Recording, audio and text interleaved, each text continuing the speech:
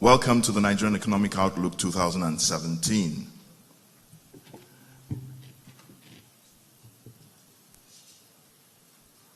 I must say something first. I'm not a government official, and I'm not a government contractor, so I don't expect any favors. Well, I must be careful when I say that. But typically, we would have to wait for government officials to come on time. Now, the minister, and particularly the minister, had to wait for us to fill out this place. I think that's some sign of people in government that understand and respect time.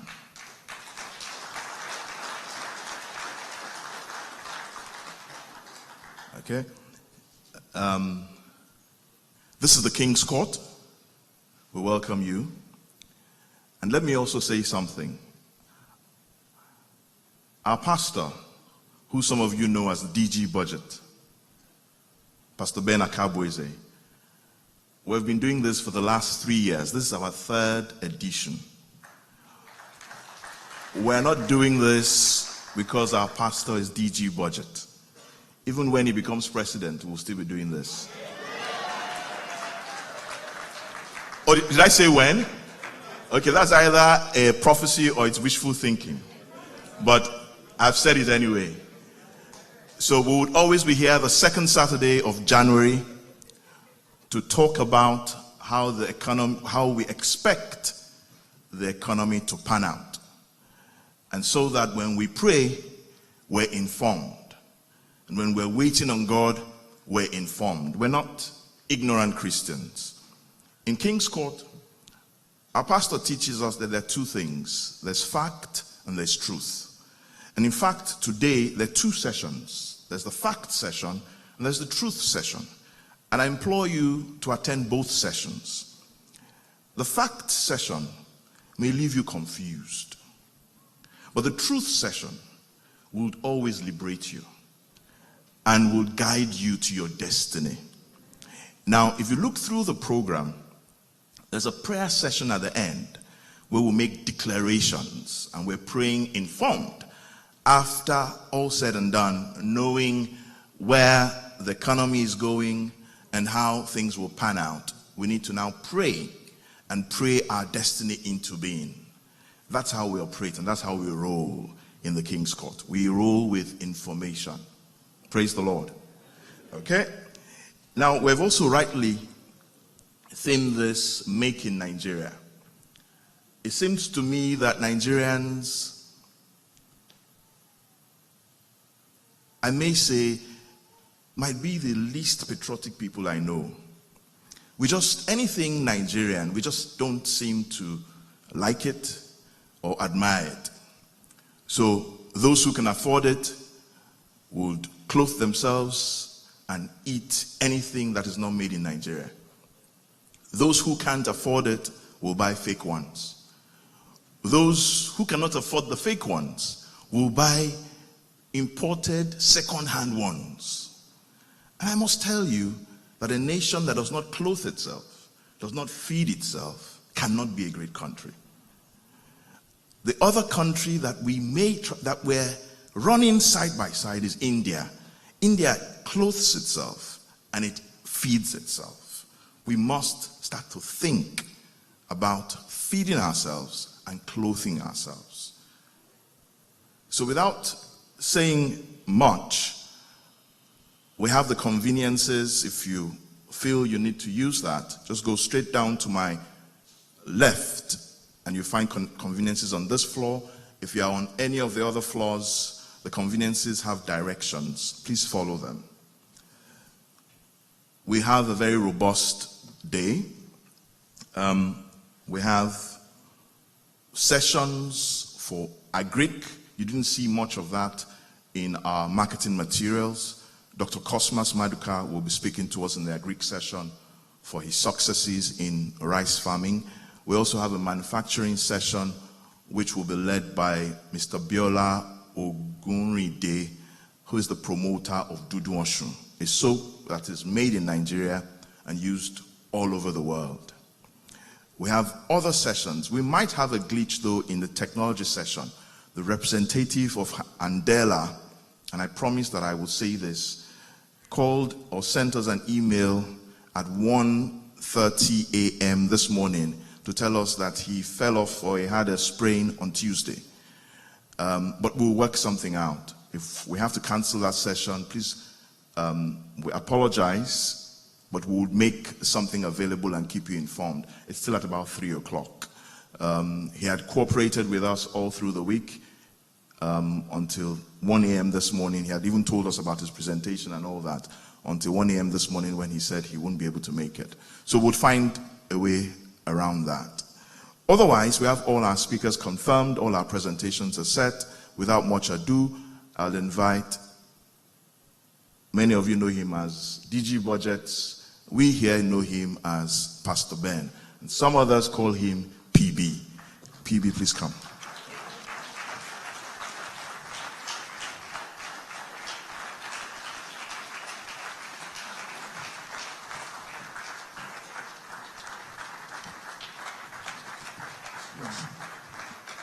Thank you, please.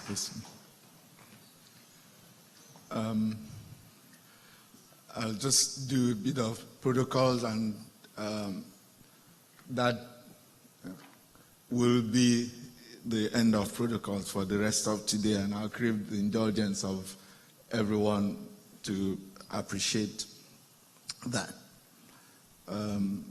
Honorable Minister, distinguished keynote speaker, other distinguished speakers, moderators, facilitators, distinguished participants, distinguished ladies and gentlemen. Welcome to Nigerian Economic Outlook 2017. As you heard from Brother Deji, this is our third edition, and unless and until the Lord says otherwise, we intend to keep doing this every year.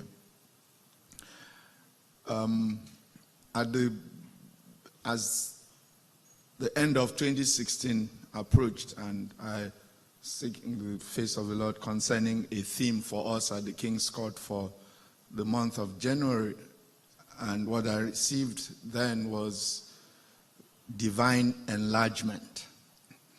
So I believe, God, that this is a year we've entered into a season of divine enlargement. And, that we don't have time to deal with what that means in full, but I'm sure you understand divine. Divine means God-inspired. Enlargement, again, what that, means. I'm part of a small group that gets together to pray concerning our nation. And we normally do so on Thursdays. And for this last Thursday, which was 2 days ago, as we prepared for the meeting, and I was seeking the face of Allah about the direction for the meeting on that day, I was led to the scriptures in 2 Kings chapter 7, the story of Samaria. In the land of Samaria, the Bible tells us, there was famine in the land, really severe famine, so severe that women were eating their children. The Bible begins in that 2 Kings chapter 7 with saying that a word came from the prophet Elisha. The word of the Lord came through the prophet Elisha, declaring that in 24 hours, the story of Samaria was going to change and the famine was going to cease. And Lord laid on my heart that was going to be the story of Nigeria for this year. That the siege, the economic siege, was going to cease. What we're going through is the equivalent of a famine, or what we went through, most of 2016 recession in modern day economic terms, were the equivalent of famine, that they had, back then. And the key in that 2 Kings chapter 7, it begins by saying that the word of the Lord came through the prophet. For many of you who have listened to some of the true prophets in the land and heard what they've had to say about Nigeria for 2017, you will see that there's a consistent thread running through what they say, that this year, indeed, things would turn around, things would improve. But as you read on in that 2 Kings chapter 7, so the word of the Lord came through the prophet. But, the next thing you heard was an officer. The Bible describes an officer on whose hand the king leaned. So this was a very trusted advisor of the king. The king represents government because, that was the form of government back in that day. And this officer doubted even the word of the Lord and said, even if God were to make windows in heaven, can this thing be? Of course, the prophet insisted the word of the Lord had come through, and because he doubted that he was going to see it and he would not be a part of it. But the next thing that happened, you had these lepers, 4 lepers sitting outside the gate of the city. They hadn't heard, they were not part of they were not the prophets, they were not the advisors. They were, of course, because they were isolated, chances are they never even heard, they didn't even hear anything about the prophecy. But they were the ones that the Lord used to trigger the manifestation of the prophecy. And so what Lord laid on my heart is there will be people who, like these lepers, who will need to take actions that would ultimately result in lifting Nigeria out of this recession and setting us firmly on a growth path. And when you read the Bible, those lepers had to take really bold action. Back in that day, lepers were not allowed to mingle with people. They did so at the pain of death. They couldn't, indeed, when they were coming, they had to announce themselves, leper, leper, to warn anybody that this is, because if they mingled with people, they themselves, they broke the law. So for these people to decide that, hey, look, we sit here, we die, we better just go into the enemy territory. They knew it was a very risky venture.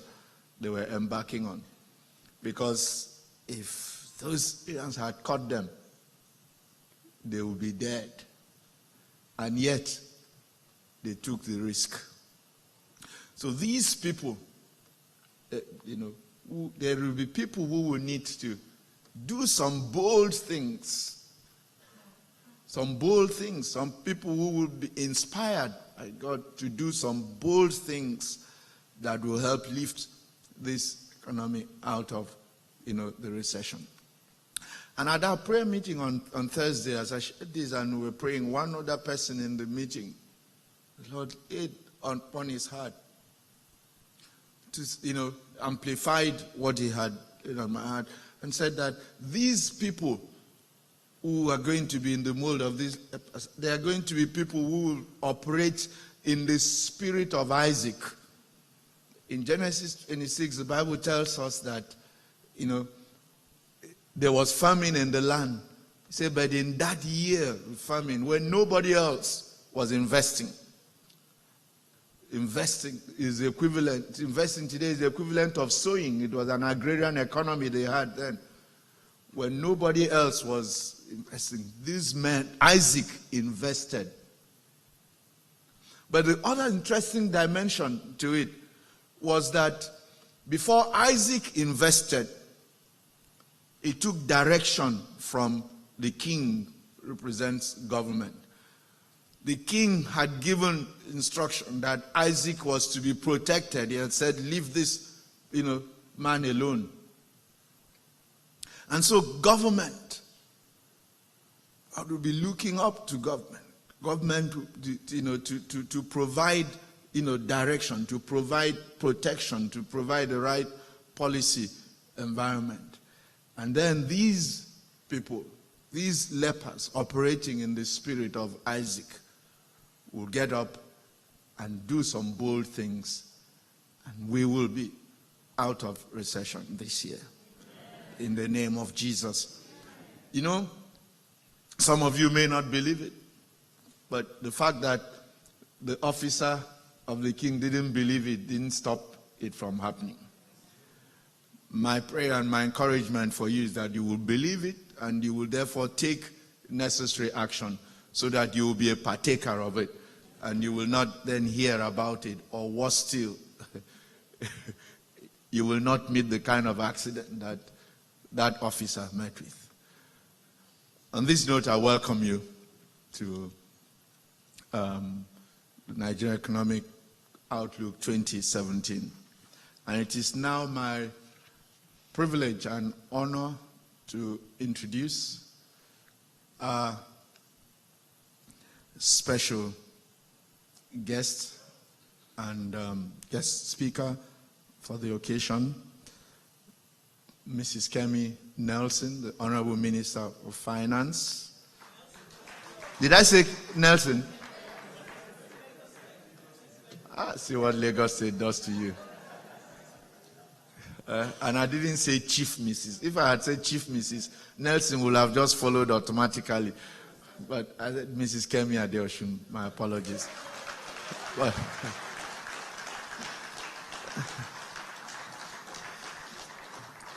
as I said, Mrs. Adeosun is the Honorable Minister of Finance of the Federal Republic of Nigeria. And prior to this, she was Honorable Commissioner for Finance in Ogun State, the aspiring leader of Nigeria's economy. You know what I mean? They're aspiring to overtake Lagos. Amen. Praise the name of the Lord. Before joining Ogun State, she was managing director of Denham Management, one of the leading investment managing firms in the country. And prior to that, she was with PricewaterhouseCoopers in London. Mrs. Adeosun is a member of the Institute of Chartered Accountants in England and Wales, as well as the Institute of Chartered Accountants of Nigeria. It is now my pleasure to invite her to come and speak.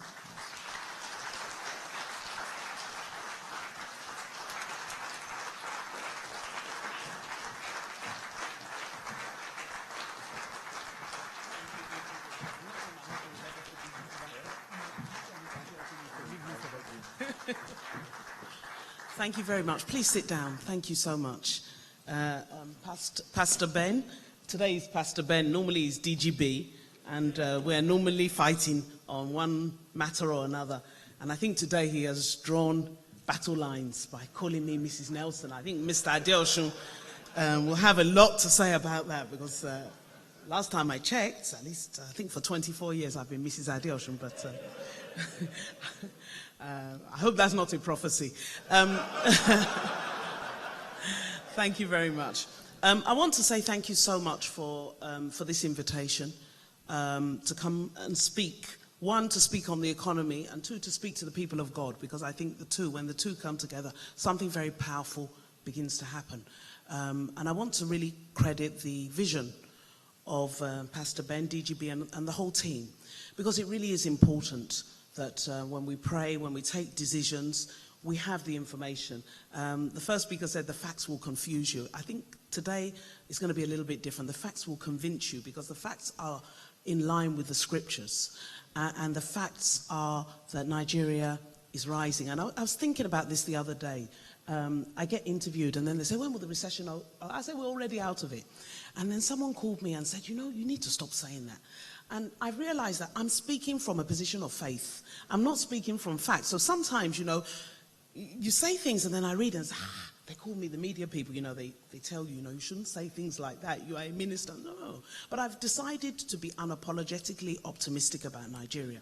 And by the time I finish this presentation, I'm sure I would have convinced you to be extremely optimistic about Nigeria. I was given, I think, 30 minutes, but a minister is higher than a DG budget, so I have already told him that there is no way that I can get through this presentation in 30 minutes. So it is as the Spirit leads, as they say. And the Spirit has led that I should take my time and take you through it, because it's really, really, really important for us to understand what has happened, what this government is trying to do, and therefore what it means for you and I for the future. And more importantly for me, and I've always been, it's interesting, I saw Sister Aggie, I've always been a youth leader, I've always been a teenage church, head of teenage church, was in, up to recently in Olive Tree and in London in New Life Assembly. So for me, my passion and what drives me is the next generation. Because if we don't do the things that we need to do now, it really isn't about us. I know people keep on saying that I read sometimes, if I want to depress myself, I read these social media blogs, and they refer to me as baby minister, and I laugh. I say, look, the baby minister is going to be 50 in a matter of weeks. But the issue is not about us. Because the truth is, most of us in this room can weather the storm. It's about the next generation. It's about 180 million Nigerians for whom, if we don't fix things, the future is incredibly bleak. And we have no choice. And I think God, if you look at all the things God is orchestrating, he's orchestrating setting us up for greatness. Because look, by the time Trump finishes sending, he's sending a very clear message, America first. After a while, they will look inwards. So those of us whose strategy for Nigeria is to pray so they have enough money to send their children abroad. As someone who was born, bred, and buttered abroad, I can tell you there's a limit to how high you can go. I will tell you from experience that the glass ceiling is very low. In fact, as soon as you stand up straight, you hit it. So there are limited opportunities. So those of us whose strategy, and I always say this to the teenagers that I teach, because some of them, they would come and say, Auntie, I want you to agree with me for a visa. And I say, I don't pray that kind of prayer. I will never pray that you should get a visa and leave this country. I'm praying this country should improve. Because if you stay on a British Airways flight or a KLM flight, 80%, even in economy, are non-black faces. What are they coming to do here? What do they see here that you and I can't see? That's the question for me. And so why can't we make this country somewhere that people want to come to rather than people running away? So all those of you that are praying to have enough money to send your children abroad so they can meet somebody British and get British citizenship.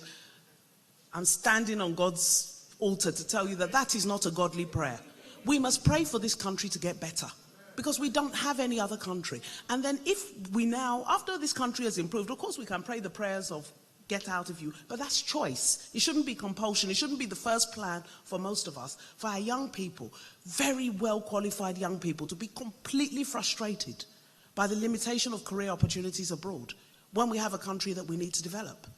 And so that's what drives me. I know it drives DG budgets, and we have very, very late nights, but we believe strongly that God is doing something. And it's not a coincidence that from Olive Tree, 3 of us, the VP, Pastor OK, myself, we've left Olive Tree, DG Budgets is here. There's a group of us that God seems to have assembled in positions of authority to turn things around.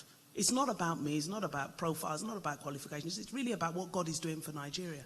And I think we really, really need to see it through the eyes of the Spirit so that we can understand what's going on. So I'm going to take you through a presentation, but before I do, because we're in the house of God, I need to explain what has happened. Because if I don't explain what has happened, it will be very difficult to understand why we have to do what we're doing and why we're going through what we're going through. So if you permit me, because I'm in the house of God, I'm going to speak in parables. I'm going to give you a parable because Jesus always taught in parables. So let me break down the economy of what has happened in parables. Okay? So just flow with me. It's very simplistic.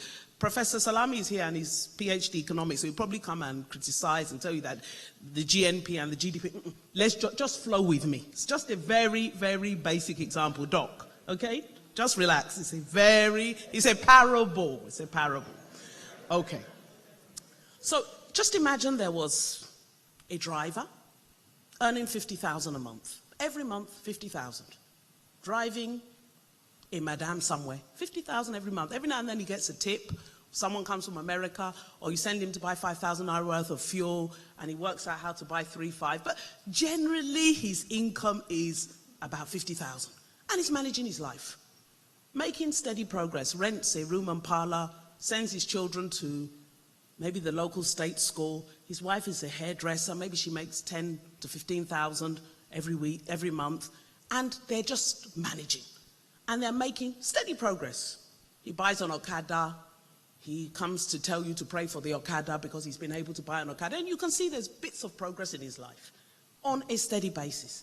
Now, suddenly, the market for drivers in Lagos goes wild. And the next door man is offering him 80,000. So he comes to his Oga and says, Oga, they're offering me 80. So his salary gets up to 80. Then from 80, the market moves to 100. You don't want to lose him. He's a good driver. He's good with the kids. His salary gets up to 100. Then all bank drivers are getting 120. His salary goes up to 114, 115. Now, this is a man that was managing his life very well at 50. He suddenly finds himself with money. What decisions does he take? His wife calls him. Because you know, normally it's the women, sorry to the men, that are very sensible about these things. Says, darling, the landlord is selling this plot of land in Ikorodu. Why don't we buy one? It's 60,000. Then we can build a bungalow. Then we'll stop renting. And he looks at her. You know, let me explain something to you in case you don't know. You know, my mom told me not to marry you. And you know the reason? You lack ambition. How can you suggest that we should go and build a house in Ikorodu when my boss is in Ikoyi? Aren't you praying that I should move to Ikoyi? We're just temporary here. In fact, we're leaving Ikorodu. We're moving to Lekki with immediate effect, because from this 110 I'm earning every month, I have seen it. It only has one way to go. Higher, higher, higher, higher. And by the way, that foolish hairdressing you're doing from today, stop it, because women in Lekki don't do hairdressing. Stay in the house, look after my children. Then, secondly, we are moving from maybe renting 15,000 a month, we're moving to Lekki where our rent is now 50. And in addition, let me inform you, because, you know, the woman my mom wanted me to marry, Modinat, you know, she's yellow and you are black. So let me warn you, in addition, do something about that, your skin. So, household spending pattern changes. From a house that was very well managed, now, not only are they paying more rent, she's using money for bleaching cream. She's now, to hold on to her husband, where she used to give him 2 pieces of, or 3 pieces of meat, she's increased it to 6 because the threat of Modinat is often very real in Lagos. So suddenly this home starts spending far more than it should. And this man who believes that his salary is now going to go from 110, maybe to 200, borrows. So let me buy a car. Why should I, as a driver, be coming to work in the bus? Everybody in Lekki has a car. So he's now borrowing. So not only is he spending more on things that are not adding any value, he's now in debt. Now, without notice, while they're managing themselves, of course, he's moved his children from the state school to a private school. They're struggling. Without notice, boss calls him and says, by the way, driver salaries have fallen. You are going back with effect from Monday to 85.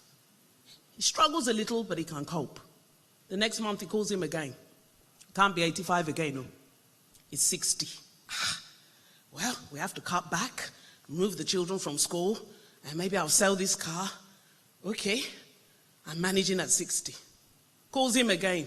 It's no longer 60. It's 40. Calls him another month. It's 28. Voila. Now, let me ask you a question. Forget economics, doc. It's a parable. Will there be problem in that house? Yes or no? Yes. What's the name of that house? That's what happened. Now let's do the economics, and I'll show you the numbers. That's exactly what happened to us. Let me just go. Okay.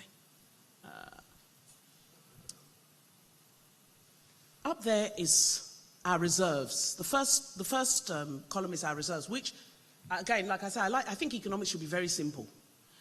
Reserves are our savings. So look at where our savings were in 2010. I think 42. Look at 2013. Look at 2015.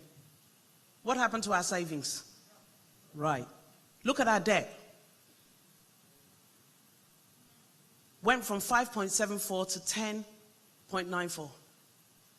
Meanwhile, look at our GDP. That's our growth. That's what your GDP is. As I say, economics is very simple. Your GDP is your net worth. That's what was happening. Look at where our wealth was going, downwards. And if you look at the oil price, this period had one of the highest oil prices ever. So we had the highest level of revenues. We were increasing our debt. We were spending all our savings, and our net value was not growing. So in other words, what we were doing was really creating a crisis for ourselves. We were that man who had borrowed money to buy a car, which added no value to his life, was renting a house, had shut down all other income streams. That hairdressing his wife was doing, he told the wife not to do anymore, was another income stream. We left everything. Oil is enough. And then oil price moved against us. And that's why we are experiencing what we're experiencing. The income has collapsed. Unfortunately, when it was high, what we should have done, or what that man using that parable should have done, was to have built that house next door in Ikorodu, so that now Wahala has come, at least I'm not paying rent. And with the place at the back, I rent it out. And instead of buying a car, maybe bought a taxi that is delivering some money every day. And instead of telling his wife not to do hairdressing, maybe even set up a shop for her, so that when the salary of his driving job went down, maybe her own hairdressing could have plugged the gaps. We didn't do that. The oil money was just flowing. I'm going to talk a little bit about what we spent on. We spent on largely 90% of our spending was on recurrent. Eating, drinking, traveling. Only 10% was on capital. It is capital that actually drives the economy. What is capital? Roads, rail, power. So 90% of what we were spending was going on unproductive things. I have a number of statistics that I use very often. In 2015, we spent 19 billion naira on roads, for the whole of the Federal Republic. Now that sounds like a very huge figure, because for people like me, 19 billion is a lot of money. But when I was in state government, in 1 year we spent 40 billion on roads, just in Ogun State. So 19 billion for the whole of the Federation is nothing. Let me give you another statistic that brings it home. We spent 64 billion on travel. Where are you traveling to when you don't have roads? Traveling on training courses to Dubai, traveling here, 64 billion naira on travel. The same period, we spent 32 billion on what is called welfare. Welfare is, that's it, welfare, 30 billion. When a country spends more eating at work, or not feeding the public, eating at work, welfare of civil servants. When a country spends more on welfare than it spends on roads, it cannot grow. That was the problem we inherited. And that's the problem we're trying to fix. I'll move on to the next one. You all look depressed. It's going to get better. But I needed to tell you why we are where we are. Because it's very, very important. We only had one source of income. We didn't have any savings. We borrowed money. We were borrowing money to pay salaries. If you borrow money to build roads, at least the road will still be there. If you borrow money to do a power plant, the power plant will still be there. But we were borrowing just to pay salaries. We were borrowing to fund travel. We were borrowing to fund training. We were borrowing to fund welfare. Only 10% of our total expenditure, that is our income plus the money we borrowed, only 10% of it was on capital.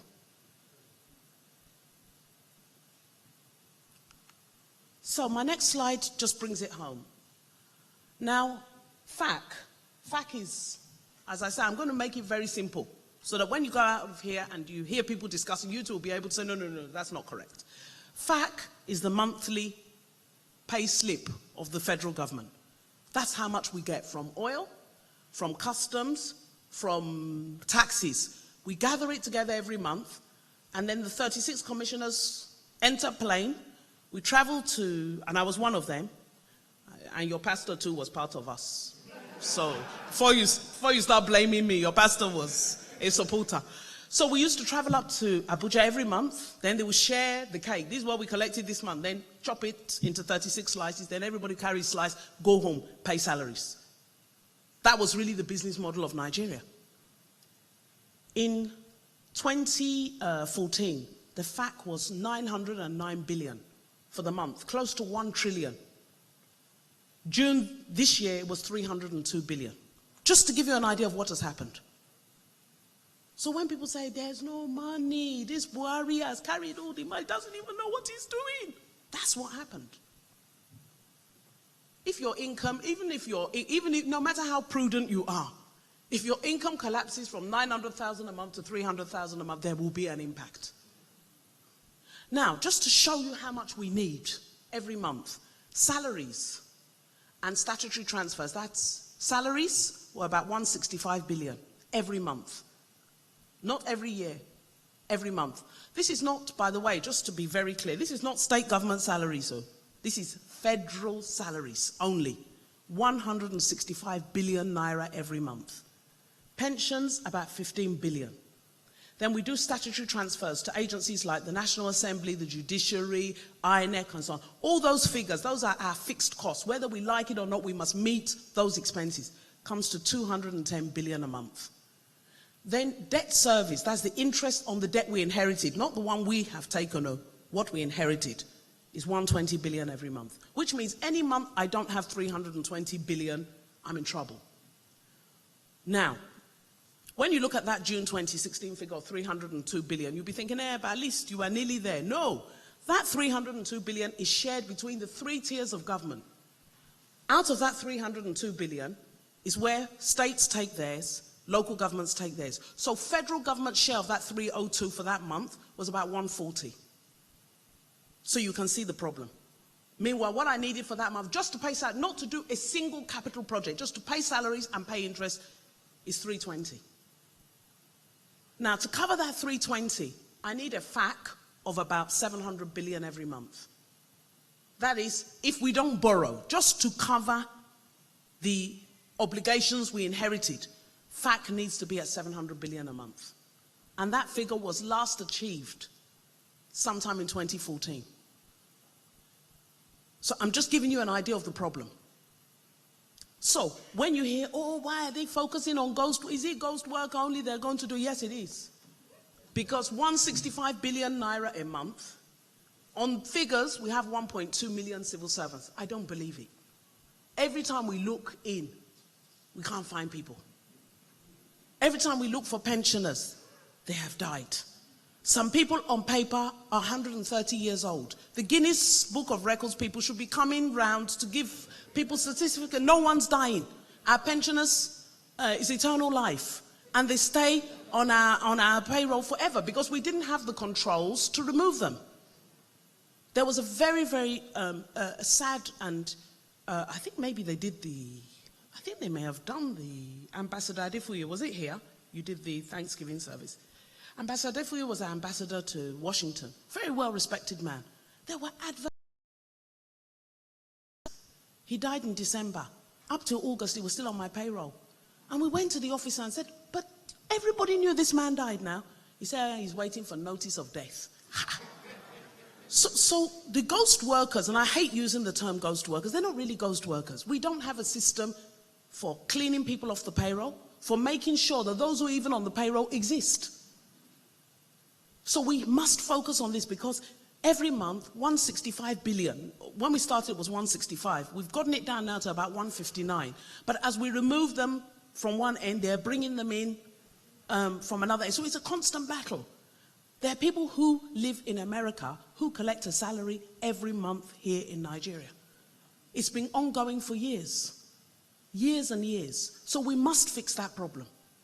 We must fix the ghost workers, I don't like to call them ghost workers, the payroll problem, the pensions problem, and the wastage problem.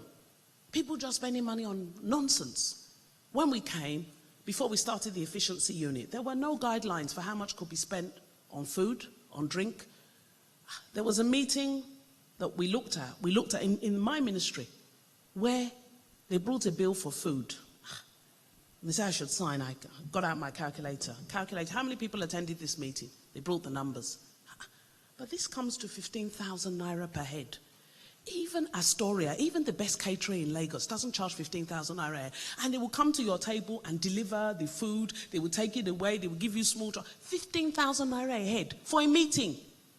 Did these people come to work to eat, or did they come to work? And by the time you've eaten 15,000 naira food, what value will you even add to the meeting? So we issued a circular.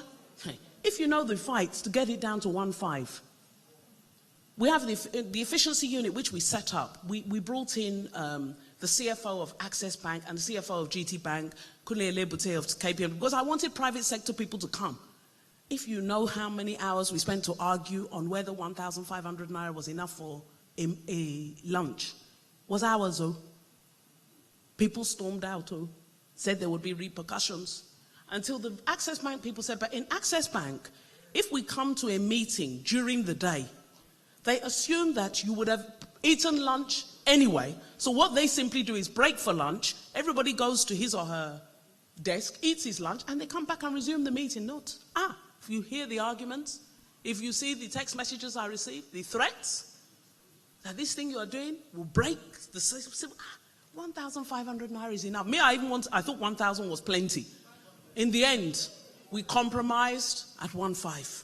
Next year, I will revisit it. The Bible says you will not be able, in Deuteronomy, this is the one the scripture that drives me. You'll not be able to drive them all out at once. It's little by little. Lest the beasts of the field become too many for you. If I cut it to 1,000, maybe, you just don't know. So I just, okay, can we settle at 1.5? Okay, 1.5 it is. Next year, we'll go and revisit it. Then we had another argument on snacks. That took us another 2 hours. How much should snacks? Oh, no. Snacks, no. I said, okay, but if a meeting is less than an hour, must we serve food? Do we come for... Because you see, some of these things seem very almost foolish, but they're also the reasons why things don't get done.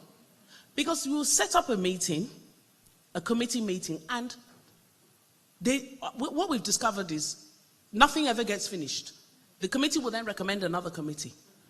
And what we discovered is every time they come to a meeting, they were getting an allowance. So then there's an inbuilt incentive to never conclude. You get an allowance, you eat 15,000 naira's worth of food, and so many thousand naira worth of snacks. It's now 500. Even that 500 was argument. What of the drink? Drink could not be included. How much is drink? I mean, this is real argument. So, and people were getting very heated. So these are the real issues. We waste so much money in the federal government. So there's nothing left to do the things we should do, which is fix the roads, do the power projects, do the rail, do the airports. So the battle we're battling is for the future of Nigeria. You can't have it both ways. You cannot spend 64 billion naira on travel, 19 billion naira on roads and think you're going to develop. There's no country in the world that has done it. I defy anybody to show me an economic model of a country that spent just 10% on its capital and grew. Ethiopia, everybody's shouting now, Ethiopia, go and look at Ethiopia. Ethiopia spends 60% of its budget on capital. They have train. This Ethiopia that, remember then, Feed the World, Bob Geldof, do they know it's Christmas? Ethiopia has trains, running trains in Ethiopia. We don't. They spend 60% on capital. So we have to change how we spend money to get the right results. If we continue the way we've been going, we can't grow. Okay, let me move on. That's just the depressing part. But I think it was important to just lay the foundation of why we're facing the challenges we're facing and what we're trying to do about them. So in summary, what we had was rising levels of debt, despite high oil prices, low level of infrastructural spending, and a consumption-based growth model. So basically, all we do is we pump the crude oil. How many people here from the Delta? Anybody in the house from the Delta? Okay, just a handful of us. How many people have ever been near the Delta? Even just flying over? Okay, fine. It's good. But it gives you an idea of the whole country was relying on one commodity that was coming out from one area.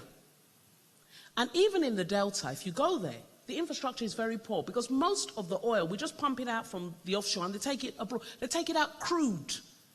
Again, I'd say economics must always be simple so that you too will know. When they talk about crude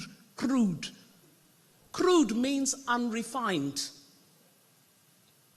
So to take crude oil from the Delta and be able to put it into your car, you need to refine it to make petroleum. Nigeria is one of the few major oil producers that exports its oil crude. Then we import refined. Let me break it down. It's like exporting cassava, then going to import Gary. That's what we've been doing. Our refineries don't work. So they carry the thing crude to another country, refine it into petrol, then we import the petrol. Now, how many people know, even if you don't know, but that the price difference between crude and refined is very big? The value addition is not the same. If you sell cassava raw, you don't get the same price as Gary. So we're losing a lot of value. Part of the problems we're having with foreign exchange, and I'm very glad that Dr. Salami is here because he's from Central Bank. So all those your questions you've written down about Forex, those are the people in charge of the Forex. I just thought No, he's on the Monetary Policy Committee of Central Bank. Professor Doyin Salami. So all those questions that you were planning to ask me, we've heard everything you've said, what about this dollar? So part of the problem, in all seriousness, that we're having with the foreign exchange is that we have this consumption-based model. The financial model of Nigeria, and this leads me to where the make in Nigeria opportunity sits. We export our crude oil, they give us dollars, then we import everything. Clothes, food, apple, egg, refined petroleum. Petroleum alone accounts for 30% of the demand for dollars. So if we just fix our refinery, 30% of the money that we need, dollars, will just disappear because we can at least produce the petrol that we need to fuel our cars. So some of the things that we're doing are very, very fundamental. They're going to take time. They're going to involve pain. But when they're done, it's done forever. Why should we not? I mean, you can imagine sending cassava abroad in a container and then waiting in the port to import Gary. It doesn't make any sense. Or exporting yam and importing pound of yam. It doesn't make any sense. Doesn't make any sense. We have to be able to be productive. And what has stopped us from being productive has been our infrastructure. We depended so much on oil. Once the oil was flowing, everything was wonderful.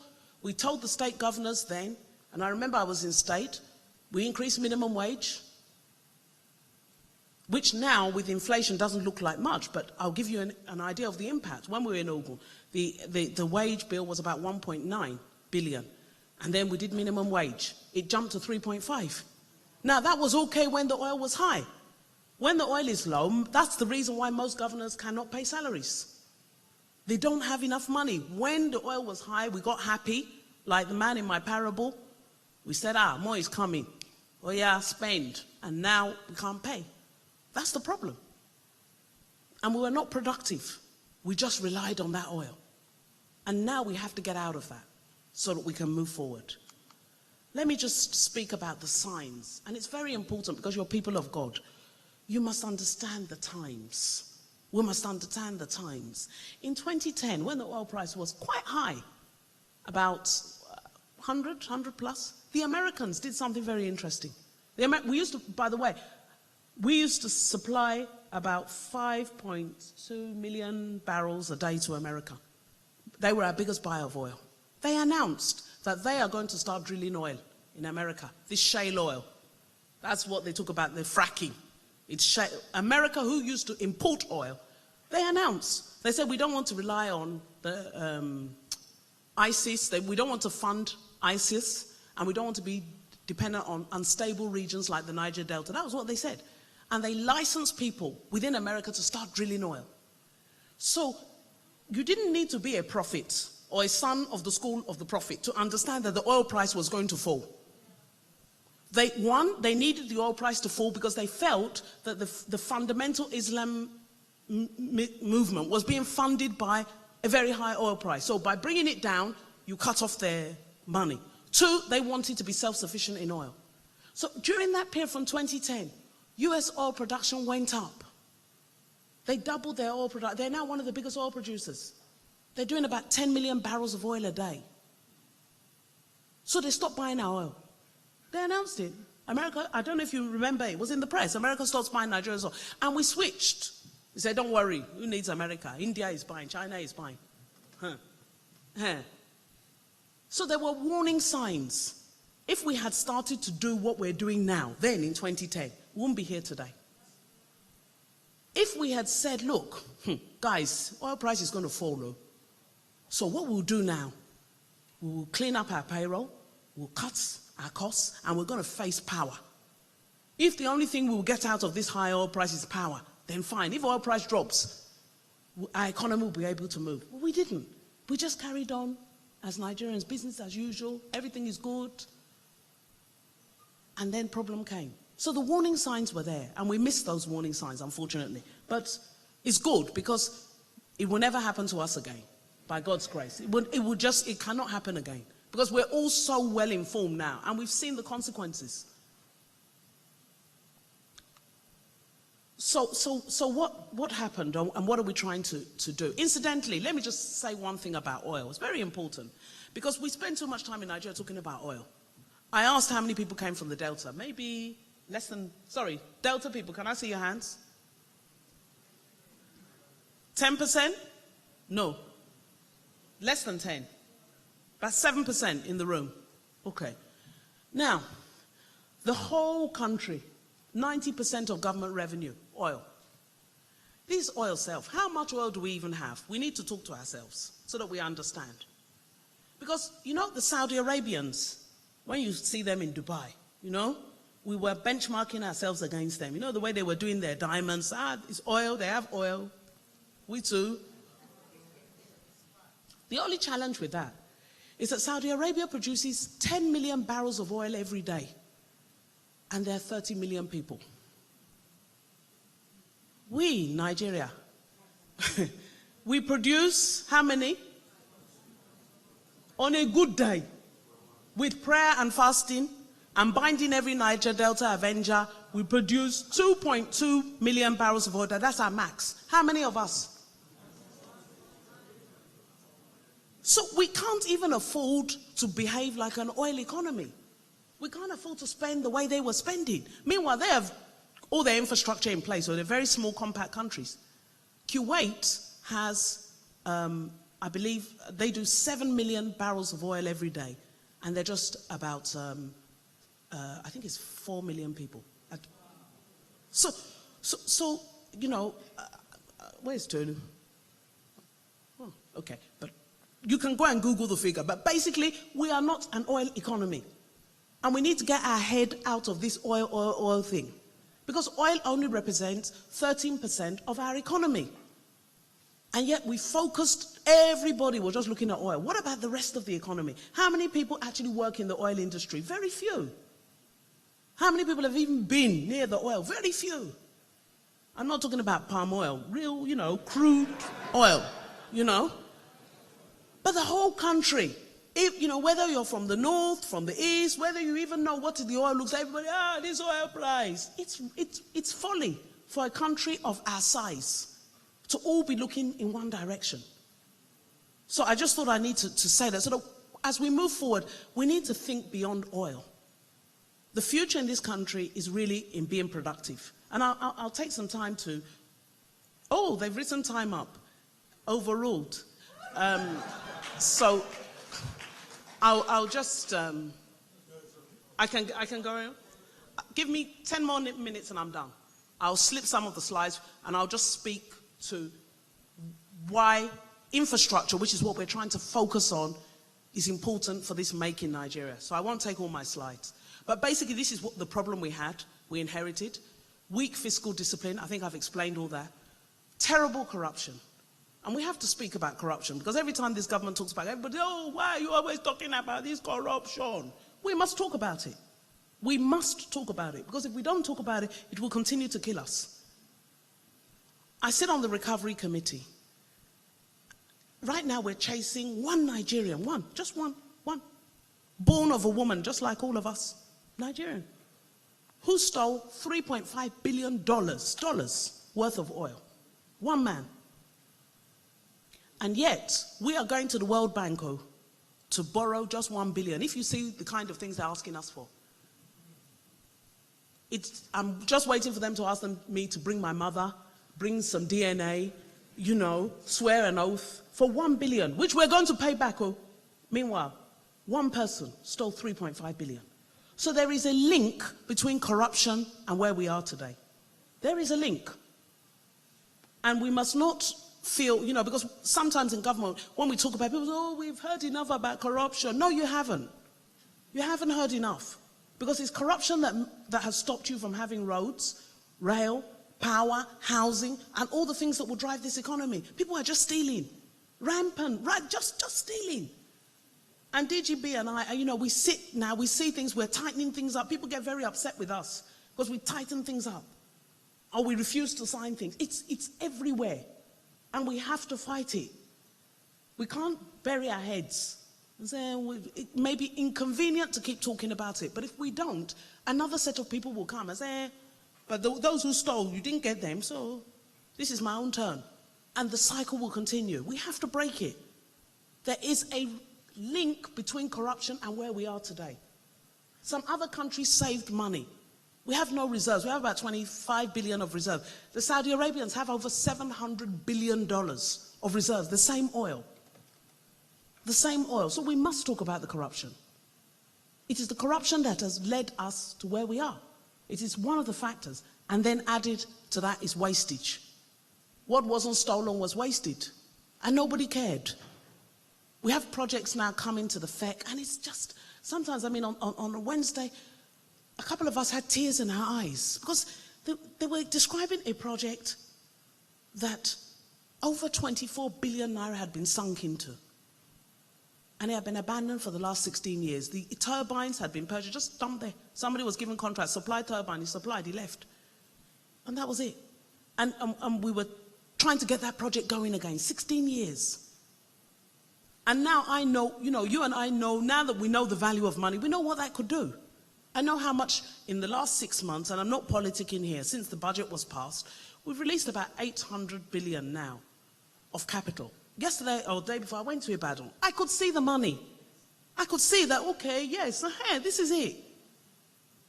Let's be honest with ourselves. Apart from when you come into the country and they stamp your passport, how much of the federal money that we collect could be accounted for? How much? Which project was completed? What was done? That month where we had 909 billion FAC, the federal government's share would have been about 400 billion. So even after they've paid their thing, they had at least, where is it? I mean, the Minister for Power, Works and Housing will call me now. I need 5 billion. I want these people to work. They're going to, we struggle and we make sure we get the money because we can see where it's going.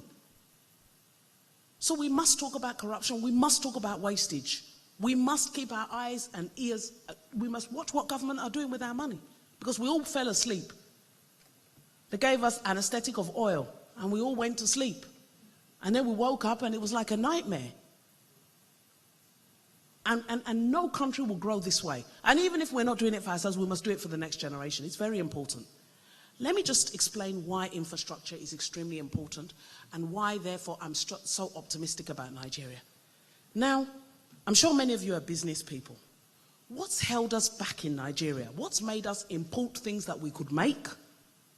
What has made us so dependent is infrastructure.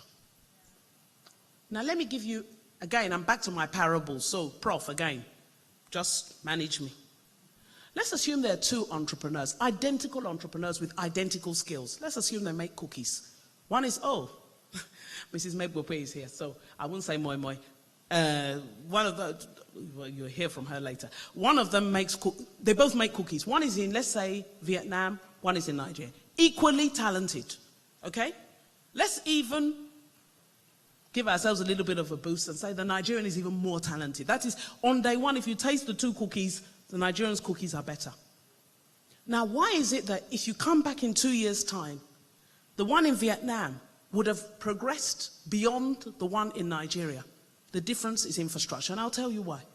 The one in Nigeria decides, okay, I'm going to make cookies. The first thing she has to do, cookie, water, okay, sink a borehole, okay, the water is brown, water treatment plant, okay, fine, good, now I'm making my cookies. Now, light is also a problem. Buy a generator. In case the generator packs up, backup generator. In case the backup generator packs up, inverter. All these are fixed costs. Now the one in Vietnam turns on the tap, there's water. Flicks the light, there's light. The only thing the one in Vietnam has to focus on is cookies. The one in Nigeria, not only do you sink your borehole, but one thing I've noticed, and it amazes me, I've been in Nigeria for 14 years, the things we know, some of us, we need prayer. We just don't realize it. The things we know that we should not know should worry us. How many people know what is AVR? Raise your hand. Okay. Those of you that raised your hand that you know what an AVR is, how many of you studied engineering? Because the Nigerian, if you don't know how to service the gen yourself, you'll be watching the person servicing it. No. It's the gen is not picking, it's the AVR, it's the AVR. Okay, it's not picking, okay, it's the what concerns a cookie maker with AVR? Then in your water treatment plant, you have to become a chemical expert. Is the chlorine? Add chlorine. No. These things are not supposed to be. I was very amazed one time when I came very early on, when I came here, because, I grew up in England where things are a little bit structured. So my child was ill and I wanted to take her to the hospital and my sister-in-law came. My sister-in-law, incidentally, studied graphic art, as far as I know. She came, she looked at the child, let me see your tongue, let me see, She called the house girl, bring paper, go and buy septitrin, something, combitrin. I said, are you now a pharmacist? She said, this is Nigeria. You don't just carry people to doctor, they will charge you. No, septicin, combion, something. I was very skeptical. But I just come from London. They said, you It's your in-laws. So off we went to the pharmacy with her prescription. She's not a doctor. We bought the drugs, we gave them to the child, and the child recovered. But the points I'm making...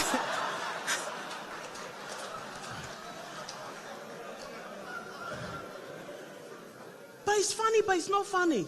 You know why? We know things we shouldn't know. So we can't focus on the things we should focus on. So let's go back to our cookies. Now, she's making her cookies, she's running her gen, she's running her water treatment plant, she's doing everything. Now, transport. The one in Vietnam can export cookies to Lagos quicker than she, maybe in Ikeja, can move cookies to Port Harcourt. Because she'll be on the road. I got an order from Port Harcourt. We are going. Hey, when we get to Benin, there's one pothole. Don't enter it. Then she's monitoring them on the phone. She's now a transport manager. What happened? The trailer ran into the boat. Yay! Are my cookies broken? Meanwhile, the person in Vietnam has just continued to focus on cookies. So in 4 years' time, you will taste the cookie of the person in Vietnam and taste the one of Nigeria, and you start saying local, it's local. It's made in Nigeria, it's no good. And it's because that focus, that enabling infrastructure is just not there. And that's what this government is trying to fix. Must fix. Must fix. Because that is where the jobs will be created. That's where the opportunities will be unleashed. You must be able to rely on government to provide the services that government should provide. This idea where everybody is their own local government cannot work. Very soon people will be building their own roads if we carry on this way. No, it's true. It's true. How many of you, if you've been abroad, have you noticed that abroad people still use saloon cars, those low cars? You rarely see a Jeep in London. Here in Nigeria, everybody is driving Jeeps. Because the roads are bad. Because what happens is government doesn't do what it's supposed to do and we adjust. Government doesn't do what it's supposed to and we adjust. Now we have reached a point where we cannot adjust anymore. Government must do what government should do. And that's why we are trying to sort out the infrastructure, because we know that if you have roads, if you have rail, look, this argument about debt, foreign debt, to me it's no argument. What is the money being used for? You want to run a rail line that will start in Cross River, get into rivers, link Bielsa, link Abia, link all of the East, come into Delta, link Edo, come and finish in Apapa. Can you imagine how much agricultural produce could be moved if you had rail? If you could move a container from Lagos to Kano in 6 hours instead of 6 days, do you know how much rots? How much of our tomatoes will rot? They get to Lokoja, all the trailers are parked. They spend two days going through an area. By the time they get to Lagos, maybe 40% of their produce. And that's what leads to high prices, because that person, the 4 that are left, he's going to try and recover the money from the 10 from that 4. So he will jack up his prices. That's what we call structural inflation. And that's the one we have to solve. No amount, sorry Doc, no amount of increasing of interest rates will solve that type of inflation. It is structural. You have to deal with the structures. That's why prices don't fall in Nigeria, because we have structural problems. I came from London. There's a shop called Poundland. I'm sure some of you have been there. It's one of my favorite shops. By the way, I'm very frugal, so I'm sure you've realized that. Poundland. There are goods in Poundland that used to cost £3.50. Now you go to Pound. It's in Poundland. Go and buy. Prices fall in other countries. Prices don't fall in Nigeria, because the structural barriers to prices falling are our infrastructure. And that's what we've got to sort out. So what are we doing? All the strategies that we're deploying, I can summarize them very simply for you. 1, we're being disciplined about our recurrent expenditure. We're investing in our infrastructure, because it is our infrastructure that provides the framework to diversify the economy. Otherwise, diversification made in Nigeria is just rhetoric. For as long as you all have to run your own gen, sink your own borehole, you can't compete. No matter how talented, how clever you are, you cannot compete. But if we give you the enabling infrastructure, add it with the talent of Nigerians and the energy of Nigerians, take all our endowments, there's virtually nothing that doesn't grow or occur naturally in this country. You'd be shocked. The other day, the governor of Taraba came to see me, and he was telling me about sapphire, that the Chinese are just carrying it out. Sapphire in Taraba. But he was also telling me that the roads to Taraba are so bad that the rice that he can grow along the river Benue, he doesn't need irrigation. He has the longest stretch of the river Benue. So he has basically natural paddy fields. His problem is, how does he move the rice out? Even not just, let's not even try Taraba to Lagos, just Taraba to Abuja. He said it's taking 9 hours. And the road is bad. So those are the barriers to our growth. And that's what this government is trying to address. So why should you then be optimistic? You should be optimistic because if we are able to do these things, we can grow. And the growth will be a sustainable growth. The money you spend on roads, 10 years, 20 years' time, you'll still see it. The money you spend carrying people to Dubai for a training course is dead money, it's wasted money. So we have to switch our consumption model, or our model from consumption to investment. That's what we're trying to do. It's difficult to do. It's painful to do. But I really don't see that we have an option. But I also see, like Pastor Ben said, and I say this as I close, because I think it's now they've written time up. So Nigeria has so much. I know we've talked about diversification. Even when I was a child in London, he was, Nigeria can grow more rice than China. It can do more. And I think to an extent, we got a little bit complacent. Now we've gone through a very difficult period. What comes after an extremely difficult period? If you look at nations that are truly great, they have gone through some difficulty, and then they grow. We've gone through the worst, believe me. We went through oil prices as low as 28. And then when oil price started to rise, Niger Delta Avengers problem started. But by the grace of God, we're going to have stabilized that position. The lessons we've learned, the cutting of costs, the continual aggressive attack on the payroll to make sure that anybody who gets paid, we don't have any problem with people getting paid who work, but people don't exist, should not be paid. We have to fight that problem and create that headroom to invest in our power, in our rail, in our roads, in our schools, in our hospitals, and this country can really fly. Thank you very much for listening.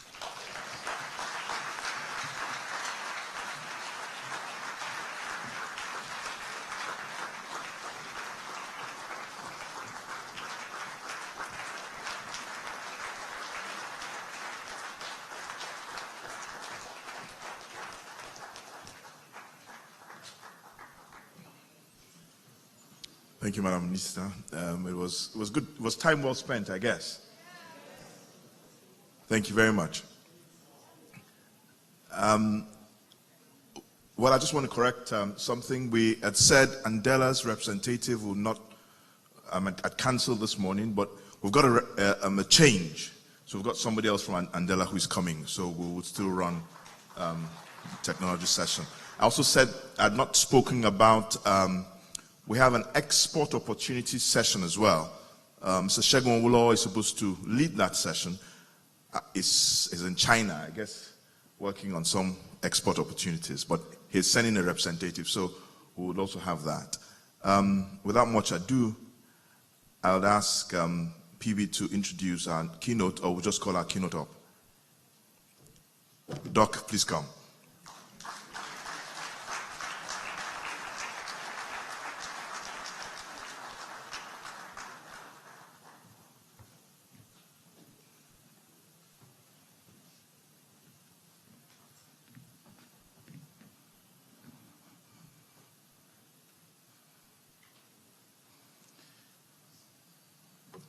Right. A very good morning to you, distinguished ladies and gentlemen. I'm working with Pastor Ben's earlier declared protocols. So, but I suppose, lest I run into trouble, the Honorable Minister for Finance. Ladies and gentlemen, I'd been kind of dodging this thing for about 3 years. Then he was just sort of Ben Akabweze, and he'd invited me, I think on 2 occasions before, and I'd managed to dodge. And then in December, the call came through. Says, you? I said, yes. There was nothing more to say. I'm going to speak through my own sense of the outlook. They say I'm from the central bank. I guarantee I'm not. I am on the Monetary Policy Committee of the central bank, but as I'm sure most of you, or those of you who read those little notes we write after each MPC meeting would have figured out by now, that I'm on the rebel end of the MPC. Essentially, in mine and about, I think, two of us are probably minority views of the MPC. So I'm not about to speak for the central bank. I will only speak for doing salami. So whatever I say about monetary policy, cheerfully discount it. Don't even worry yourself. Now, three questions I will try and answer. Where is the economy? What will drive it this year? And what are the likely outcomes? There's a, fine. Now, I'm not going to walk through this page by page. I'll just try and find the bits that I need. Where is it? In difficulty. Recovering, but in difficulty. And there are a couple of dimensions to the difficulty that the economy is experiencing. The first, output is contracting. I think, right.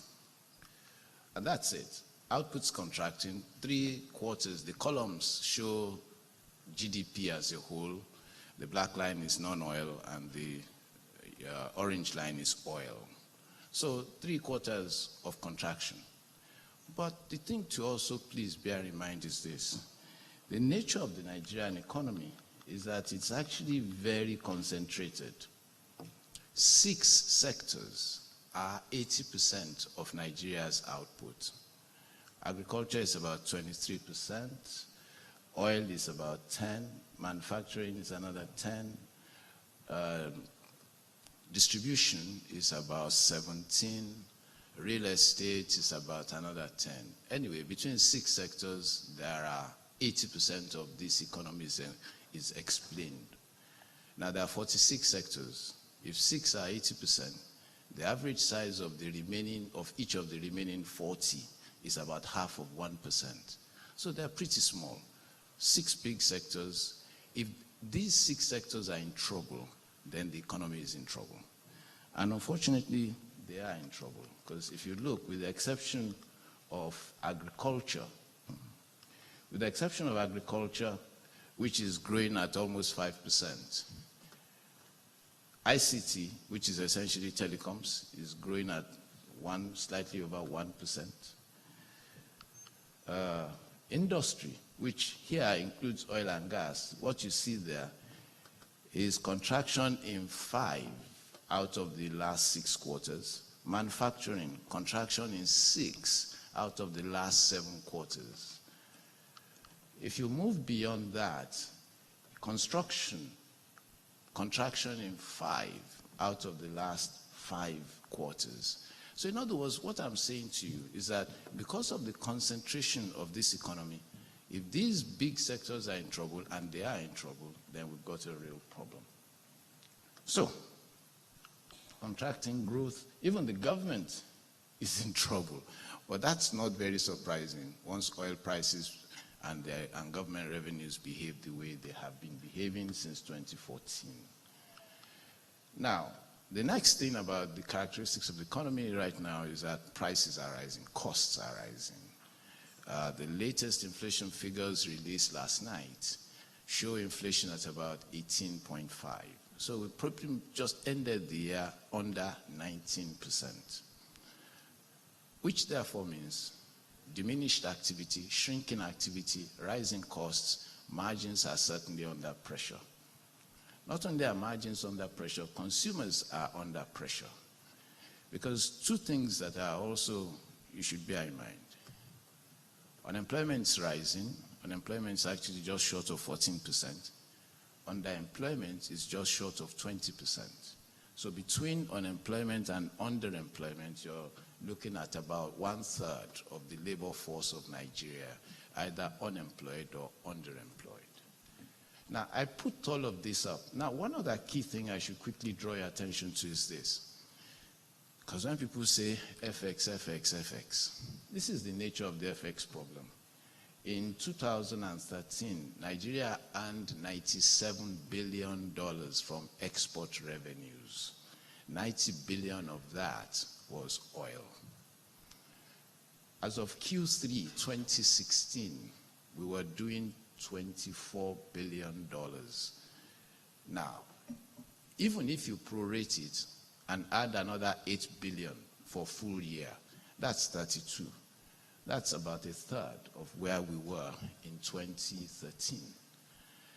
When you look at the numbers, foreign portfolio investment, sorry, it appears to have been cut a bit, but on the column, the first column has FDI, which is the second row, and then FPI, which is portfolio investment. $16 billion in 2013, down to less than $2 billion in 2016. And so the inflow of FX has reduced dramatically. On the demand, on the supply side, inflows are down. On the demand side, the pressures for out are high. And that's one of the key challenges that I think this economy faces. We have got to figure a way of restoring confidence in the Nigerian economy. Markets, I'm afraid, aren't sentimental. It's either we know what we're doing or we don't know what we're doing. And right now, the markets don't believe that we know what we're doing. Okay. There's a lot more that I could say, but let me, in the time allotted, what's going to drive the outlook? What happens globally will affect what happens domestically. When I talk about what happens globally, two things have been cut out of that slide. On the global conditions, there should be 4 things there. Global policies, global trade are the 2 that are missing, capital flows, and then diaspora transfers. What I will say to you very clearly is that the international environment is no longer set fair for Nigeria. Let me repeat, the international environment is no longer set fair for Nigeria. Partly our fault, partly the fact that things have changed. Donald Trump takes over as the US president at the end of next week. In terms of his economics, don't worry about his media antics, but in terms of his economics doesn't portend the best of times for Nigeria in at least 3 dimensions. Number 1, taxes will reduce and US government spending on US infrastructure is going to rise. What all of that is simply meaning, so how does that concern Nigeria? It does concern Nigeria because what that means is that the US deficit is likely to rise. US interest rates are likely to rise. We were expecting US interest rates to rise anyway as the Federal Reserve tries to normalize its balance sheet following about 6-7 years of quantitative easing. So on top of what we expect even further rises in US interest rates. If US interest rates rise and we are borrowing internationally, it's higher cost. But ignore that for now. More importantly is that if US interest rates rise, the dollar strengthens. If US interest rates rise, remember what I showed you just now about FPI having dropped from 16 billion in 2013 to less than 2 billion. The pressure for further FPI coming here reduces. The pressure for outflows from Nigeria and other emerging markets back to advanced economies will increase. So, any which way you look at it, it's a bit of a problem. A stronger dollar is also not good for oil prices because the stronger dollar actually makes it more expensive for non-dollar printing countries to buy commodities. Therefore, the demand is expected to go down, and so I would expect commodity prices to remain weak in 2017. I will come to some more specific numbers in a minute. So, as far as oil is concerned, we've seen a little rally recently. Key question is how that rally sustains. If you were to ask me, my sense is to expect oil to move in a range probably between $45 and $60 a barrel. And honestly, $60 is rather on the high side. My sense is more likely not exceeding $55 a barrel. Yes, I know the government's MTEF and the budget are based, I think, on 42.5. So there's still a bit of a leeway there. But the challenge for Nigeria is not are the following in terms of oil. Three things are Nigeria's challenge as far as oil is concerned. The Honorable Minister has asked for the binding and casting of the Avengers. We all should say amen to that. Because if the delta is not calm, the likelihood that we will get 2 million barrels of crude oil is not bright. For much of 2016, my sense is we were, at least in the first half, doing about 1.5 million barrels of crude oil if the numbers tally up. So, you need a calm delta. And my sense is, looking at what we read in the papers, the government seems to be re-engaging. At least now the militants are being numbered and it looks like payments will resume. So that's one problem which we may be on top of. But there are two other challenges, and they're beyond our control. The first is that Donald Trump says global warming, he doesn't believe. But even if he didn't say that, I assure you the Americans will continue to pump crude simply to reduce their dependence on foreign oil, which therefore means that an already glutted, a crude oil market that's already has a glut, that glut will strengthen. But what is even more troubling beyond the short term is what's happening to shale. 5 years ago, we used to say shale was unviable below $80 a barrel. I'm afraid that's no longer the case. Today, we are told there are potentially 72 countries globally that could produce shale, and that their costs range somewhere between $40 and $70 a barrel.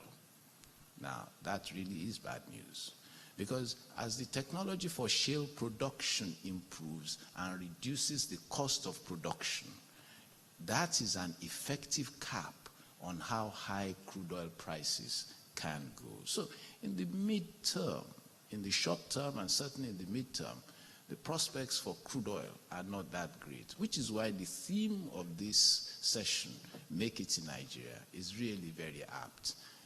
We cannot continue to depend on the external environment to support Nigeria. Oh yes, I shouldn't forget, capital flows. Yeah, Nigeria, in my view, unwisely allowed herself to be exited from the JP Morgan index. Very unwisely. Given that I sat in some of the meetings and listened to some of the comments, Nigeria really does need to understand that global markets are lacking in sentiment. Capital is fungible and mobile. Whoever offers the best terms and the best securities who gets it.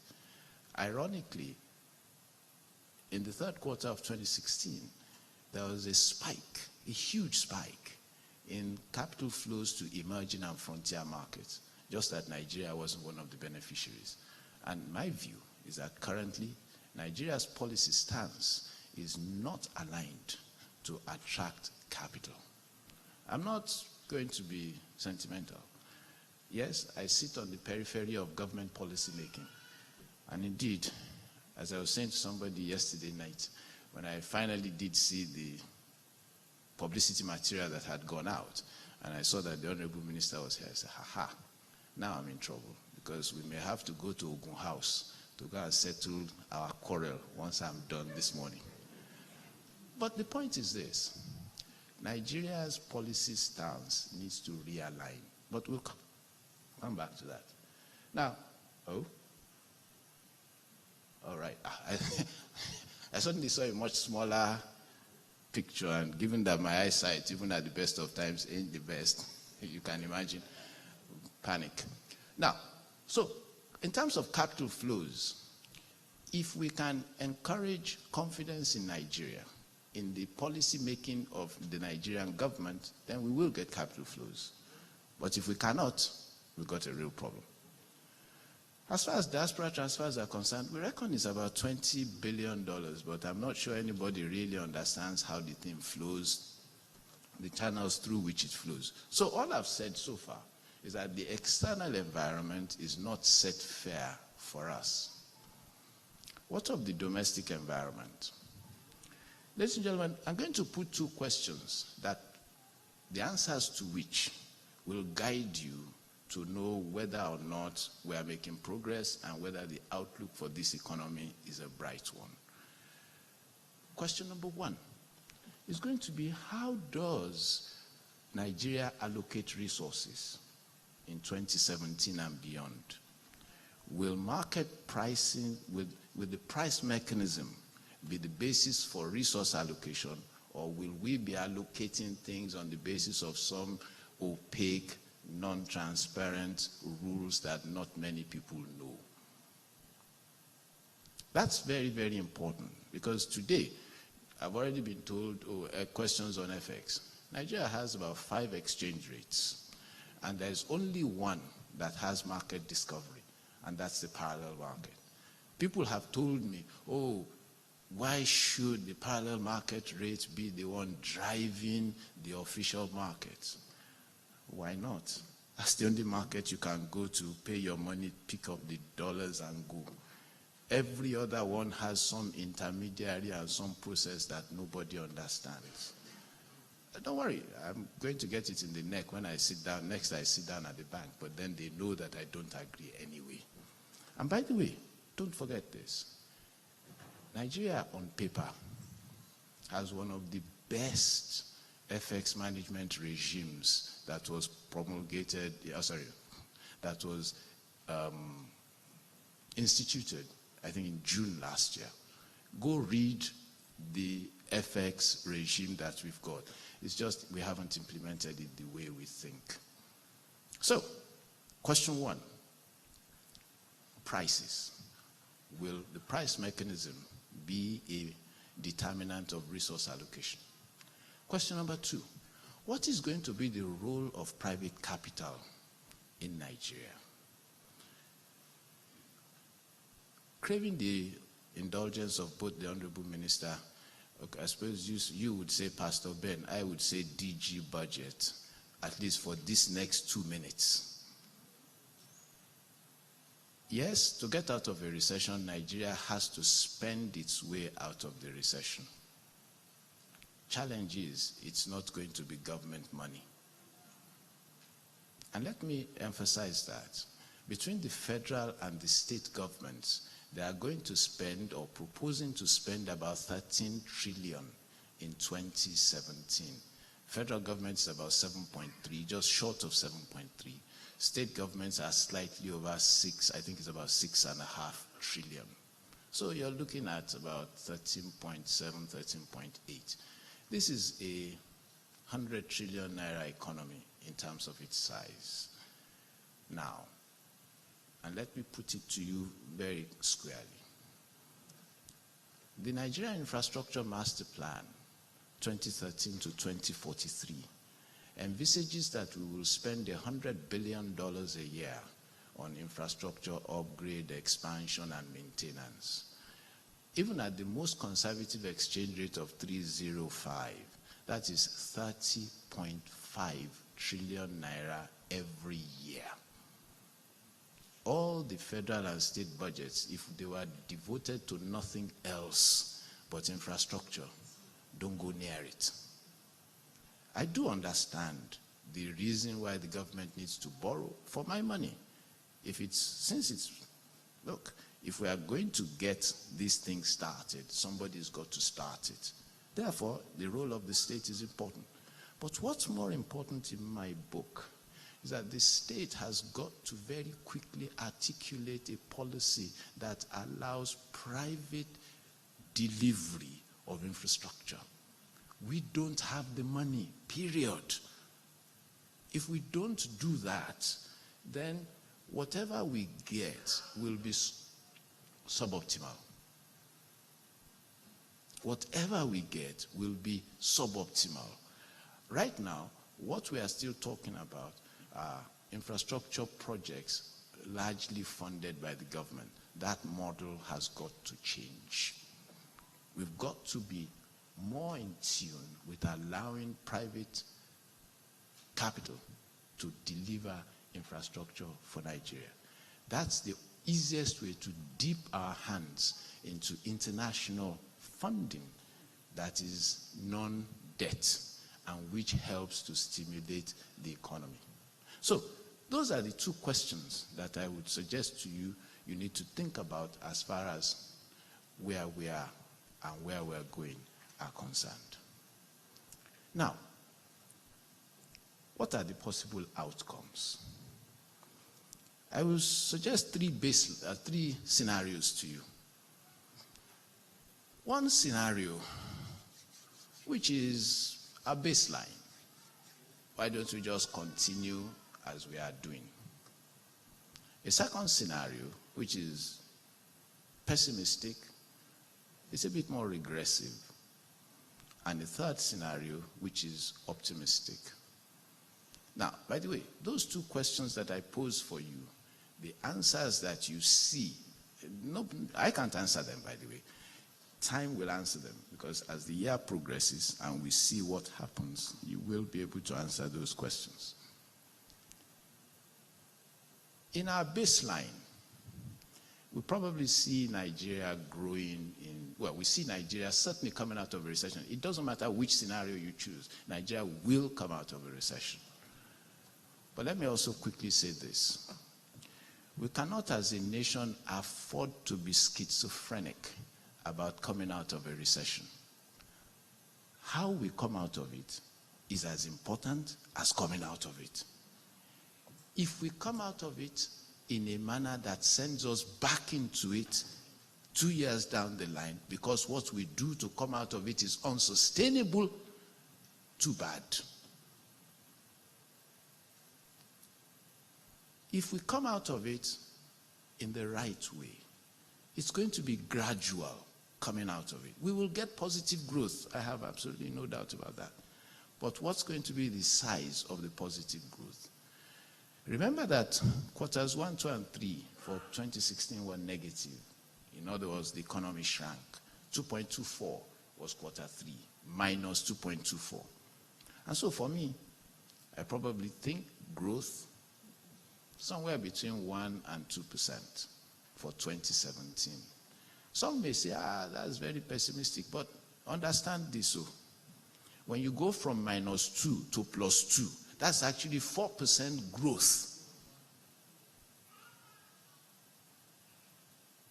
If you look at the budget proposals, I think the estimate for growth is about 3.25, which would suggest almost a 6% swing. Sorry, 2.5, my apologies. 2.5, which is almost a 5% swing. Economics is very clear. It's easier to go in one direction than to switch it and go in the opposite. So if we wanted to further contract, it's fine. But to swing and grow, it takes a lot more. And so for me, growth at 1%, which would represent almost a 3% swing in growth, is actually not a bad outcome. Let me tell you, however, that if we get 1% growth, it's voila. Why? Because our population is projected to grow at about 2.8% per annum, which therefore means 1% growth is still going to be minus 1.8% per head. Yes, it will be positive overall, but on a per capita basis, on the basis of each person and what you get, it will still feel like chill. I've been using one very crass example in the past 2 weeks to explain it. That today in the northern hemisphere, it's winter. When you read the temperatures, if you are one of the uninitiated, you just say, okay, so what's the temperature? 2 degrees Celsius, and you go. But the real temperature you are looking for is the temperature which takes account of what is called the wind chill factor. You may have 2 degrees Celsius truly, but it may come with a wind chill factor of -2. In which case, your best bet is to dress up for -2 rather than for 2 degrees Celsius. So for Nigeria, any growth that is less than 3%, and for me 3% would be too rapid, will still feel a bit chilly. Indeed, one of my very wicked friends, who seems to have a model, was saying to me, if you want unemployment to reduce, you need the economy to start growing at 6%. And I'm like, Ogbeni, we will get to 6%, but it's not now. So what that means is that unemployment is still likely to increase. Okay? As far as inflation is concerned, my sense is inflation will come down in 2017, but it probably will still be in double digits. Remember what I told you. We've ended the year at about 18.5. My expectation for inflation in 2017 is probably around 13%. Okay? Now, 13% inflation. Why would that happen? My hope is that the central bank will perhaps be a bit more consistent than it was last year. Because last year, those of us responsible for monetary policy managed to speak from both sides of our mouth. Not easy, but we did it. How? On the one hand, we did tighten monetary policy by raising interest rates, the monetary policy rate, to 14%. And I remember that the Honorable Minister for Finance was not best pleased by that. But we also have managed in the last 18 months to put almost somewhere between 2 and 3 trillion naira into this economy, loosening liquidity. How? You don't know. We build out the states now. We put a lot of intervention funds in place. All of that is raw cash. Indeed, a friend came to see me a few days ago and has a very wicked sense of humor. Unfortunately for me, his phone dropped whilst he was in my office. And so as he picked up the phone, I said, I hope it wasn't damaged. He said, it doesn't matter now. If it's damaged, we'll get the central bank to do an intervention fund for phone repair. Now, as I said, I have resolved in 2017 to move with friends of less dubious sense of humor. So, part of the challenge that you should look out for would be, is monetary policy now consistent? Because you see, you cannot put the kind of liquidity that was put into the system and complain that your FX rates went in one direction. You cannot put that kind of liquidity and complain that your inflation rate went in the direction it did. That is standard economics. Economics may not be a science, but by God, it's not an art either. And so, for me, we need to evolve a couple of things. If we are going to make it in Nigeria, there has to be a very clear understanding about the need for the Nigerian economy to become productive. Let me re-emphasize that. A clear understanding of the need for the economy to be productive. I have never understood how you manage an economy without clearly defining what your fundamental strategies for productivity are going to be. Let me explain what I mean. We all looked at Asia, and on the back of weak currencies, supported by strong infrastructure growth, supported by friendly regulation, they swiveled or pivoted their economies into sharp growth. I am afraid Nigeria has no option. If we don't do that, quickly grow our infrastructure, quickly review our regulatory arrangements, quickly ensure that the government believes and understands that investment is risk-taking, and therefore its role must be to ensure that those who take risks, that it minimizes the risks that they take. That is the only way that people are encouraged to invest, and by which investment succeeds. That sentiment that seems to exist in the public sector, that the private sector is some sort of competitor, must disappear. We must all look to one Nigeria. If you read, I think it was 2 days ago, the World Bank's outlook for Nigeria, what did they accuse us of? Only one thing, seriously, that we did not adjust. My hope is that we will adjust in 2017. And the adjustment is not just that. I understand, the Honorable Minister's federal view. But there has got to be a Nigeria view.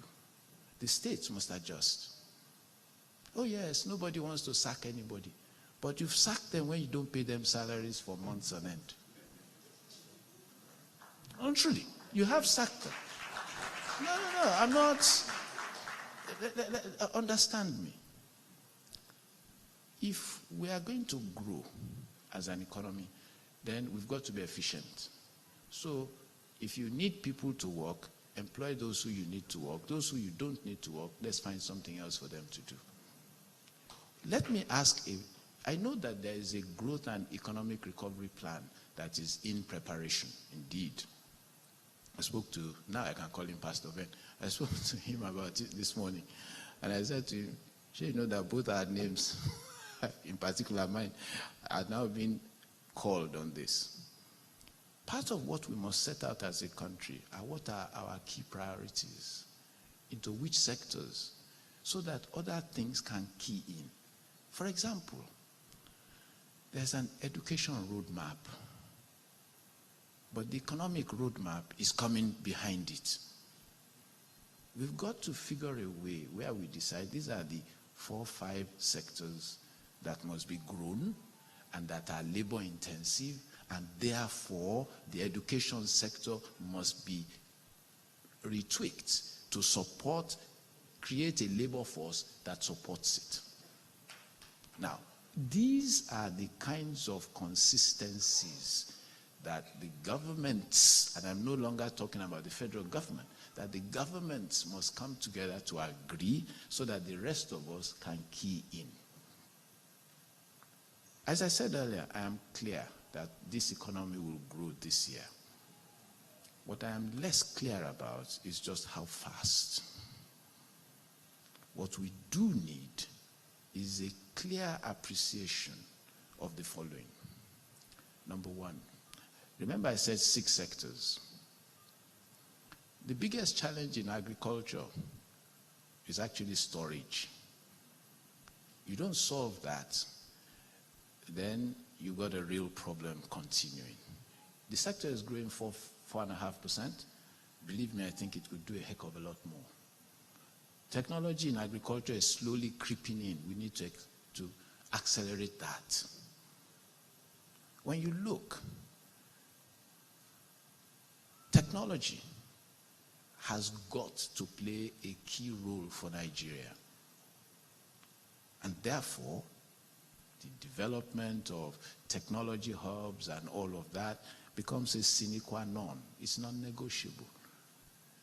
In manufacturing, Nigeria has got to complete value chains. And I say to those at state level who I interact with that, look at the people or the companies that are established in your domains. Are the value chains that they represent complete, and what can you do to complete them? Now, I could go on. There are 46 sectors, but for me, it's going to be, if we are going to grow sustainably, it's going to be a framework where, one, the government understands that investment is risky and must therefore do everything to de-risk. Two, the price mechanism must be a very important component in creating transparent and easily understood rules for markets. Three, private capital must now become a substitute for government, which means we must encourage private capital, both local and international. Four, the role of the government itself must be changed.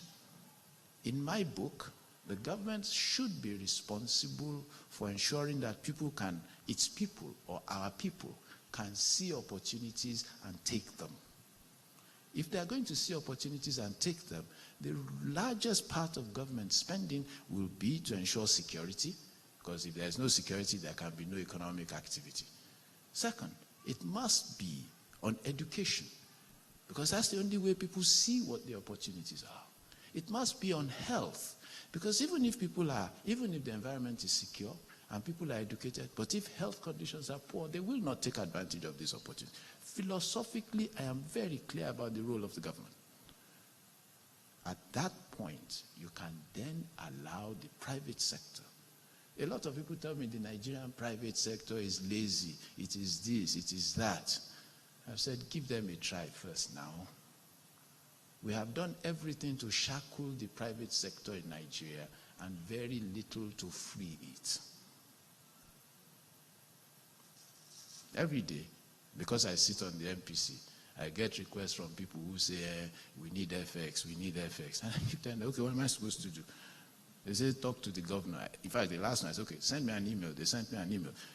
I forwarded the thing to the people I thought needed to see. So the guy calls me back, says, that's my email. I said, I forwarded it. You haven't gone to Abuja by yourself? Me, go to Abuja by myself. For what purpose particularly? Okay, that's not how FX is sought now. Okay, I'm going to Abuja next week. Okay, it's late. I said, we need... Guy, don't vex. When I get there, you will see. Now, that can't be, if that is the public perception of what is going on, that's not good enough. And so, before they tell me that time's up, I can see 35 minutes already gone, I'm very clear. At individual corporate levels, this is what you must think about.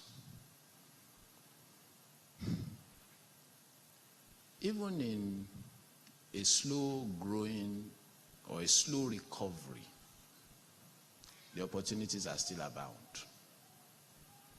In terms of framework, there are three. I'm not a strategy guy, but today I can do what I like. There are three ways by which opportunities cannot get created. Either the economy is growing very rapidly and the size of markets actually expand, in which case, even if all you keep is what you had, you will get a larger portion, or you will get a larger value. Second option, and by the way, when opportunities expand like that, they tend to happen because of one of two things, or both. Either regulation changes or technology changes. The second way by which you can get new opportunities this year would be to either look at what your product line is, new products serving new markets, or new products for existing markets. So new products, new markets is a second route. But the problem with new markets and new products is that if you didn't have a business development capacity that was asking 3 years ago, what if the Nigerian economy goes in recession, how do we cope? Then you don't have anything to deploy now. The third way by which you can get new opportunity is to steal somebody else's own. Oh, sorry, is to acquire someone else's own. When I say acquire someone else's own, there are a couple of fundamentals to acquiring someone else's share of a market.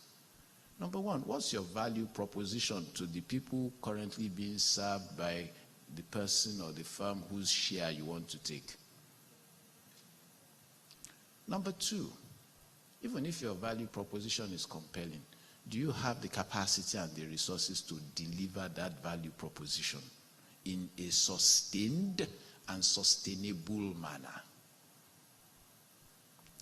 But the most important of all is how well do you know the marketplace? If you can give yourselves a reasonable score on those three characteristics, then you're ready to take someone else's market share. The nice thing about slow-growing recoveries or recoveries from a recession is that there is always a shakeout, and whoever is the best positioned is who takes advantage of that opportunity. Well, distinguished ladies and gentlemen, my view of the economy is you will get growth. It may not be as quick as we would all like, but hopefully it will be solid and a recovery on which we can build in future. Second, the rate at which prices rise will ease. 18.5 was where we ended. My sense probably about 13. And before you say, you didn't say anything about the exchange rate. Yes. Well, honest truth, any figure you like. Let me explain. If we look at what is called the purchasing power parity, the Naira should not honestly exceed 315. 315. It's actually between 305 and 315. Okay? But the problem with economics is that economics understands that when people lose confidence in your markets, then the pressures for outbound movements now exacerbate the issues. And so, I go back to where I almost started, that if we can engender confidence, if we speak clearly, reasonably, and act in justification of what we say consistently, then we know what we're doing. Then I can actually say the Naira will appreciate. But it's a matter of confidence. To what? 1 to 1 is not bad. Realistically, where it is now, officially, because officially it's about 309, unofficially it's about 491. 490, when I bought it was 491, sorry. Don't forget, I'm an Ijebu boy, and they taught me not to buy at the top of any market. But the key point is this: as far as the currency is concerned, we need simply to create confidence around how it is managed and for what purpose it is managed. Right now, our management of the currency has nothing to do with the productivity of this country. That has got to be front and center in exchange rate management policy. End of story. Anything different from that, and we simply retard our recovery from the recession. So, Honorable Minister, the DG budget, distinguished ladies and gentlemen, you have now heard the musings of an Ijebu economist. Thank you very much indeed.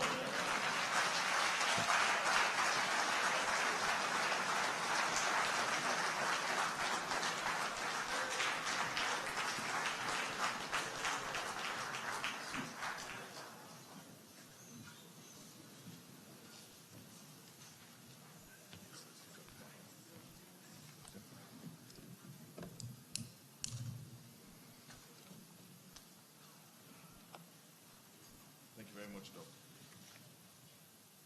Thank you very much, Doc. It's a pleasure, sir. We'll now do questions and answers for another 15 minutes. And there should be roving mics at this time.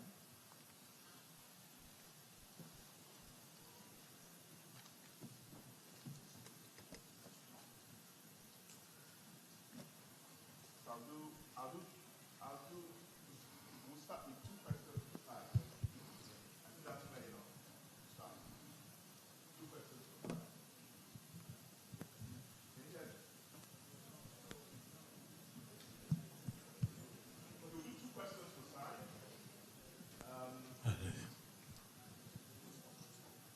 I'll take the hand out. First raise your hand. One more hand. Okay, I'll take this one again.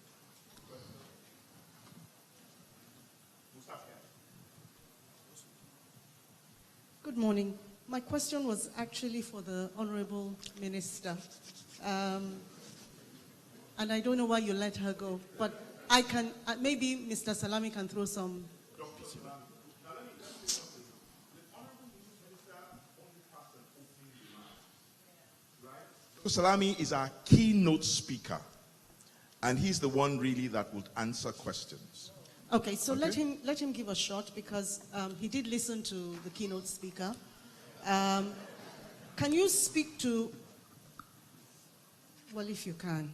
I was talking about streamlining parastatals and merging them to reduce the workforce because some of the figures in terms of recurrent expenditure were quite high. And given what you have said about the likelihood of oil prices ranging anywhere between 45 and 70 as a peak. Introduction of technology to assist governance processes. Seeking to implement meritocracy in appointments so we get round pegs in round holes and can actually get more productive. You did speak to this as well. State governments, how do we get state governments to be more viable and align also with those structural changes, streamlining ministries, being less dependent on FAC allocations, and in my opinion, restricting capital market borrowing for state governments to revenue bonds, which are tied to projects and self-funding or self-repayment plans, as opposed to general obligation that makes money fungible and can be spent, including bank borrowings. Thank you. Doc, do you want more questions or? We'll take the 2. Take the 2, okay? Good afternoon. I don't think my question is very different from Nana's, so I'll just keep it short. We know what needs to be done. It's probably a silly question. What exactly is stopping us from doing it? The minister talked about, and we all know about the huge recurrent expenditure bill, and we see this huge opportunity in agriculture. Why don't we halve the civil service and send people to the farms? Thank you.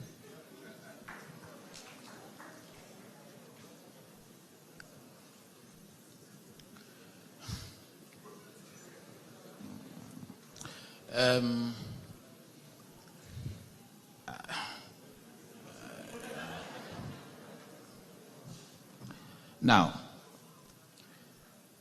fortunately, I cannot speak for the government, so it's okay. All I can say to you is that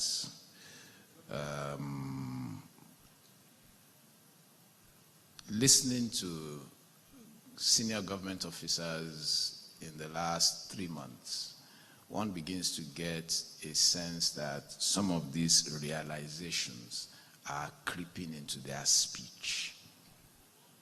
Now, what to be done about them is now what we will all have to wait and see. Because I think some of these things are self-obvious. Meritocracy, yeah. Although you cannot, in the name of meritocracy, forget the nature of our federation.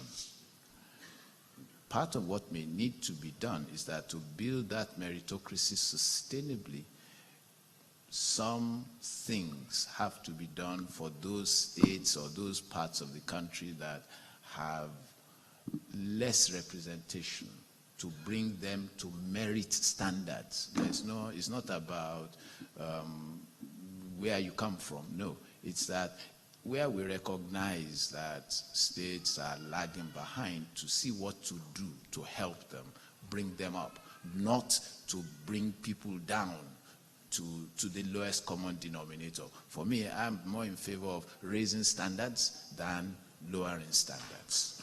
Now, in terms of the introduction of technology, again, it's a no-brainer. Where the world is headed, every day, say about a year ago, I stumbled on a technology program. And since then, I have always made it I've then made it since then a part of my week to ensure that I watch at least one technology program every week, just to see what the new things that are going on. But what is increasingly clear is that, look, whether we like it or not, we are headed towards smart environments. And therefore, technology will become part of everyday living. And the sooner we get to understand that, the better. In terms of streamlining parastatals, I think we've had so many reports about trying to understand this. I think Orosnoye was probably the last one. Now, it's going to be interesting to see what gets done as part of an efficiency drive by the government. For the states to be viable, they must have viable economies. And let me stress that. For the states to be economically viable, they must actually have economies. Very few states in Nigeria have economies. It's actually odd. There are 36 states. Only 6 of them. I'm not even talking about revenues and dependence on FACA. No. I sat down about a year and a half ago and we cobbled up together, and I say really cobbled up together, some numbers around what we call gross state product. In other words, the output from each state. We also cobbled up together consumption from each state. And it was amazing.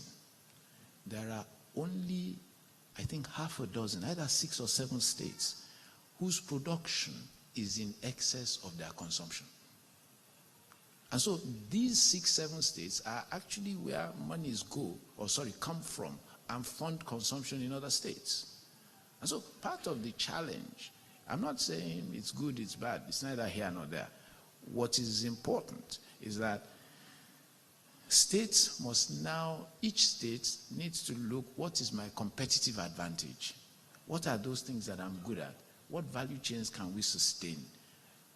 I always hear state governments and their officials talk about raising revenue, but very seldom do they talk about building economies that actually work.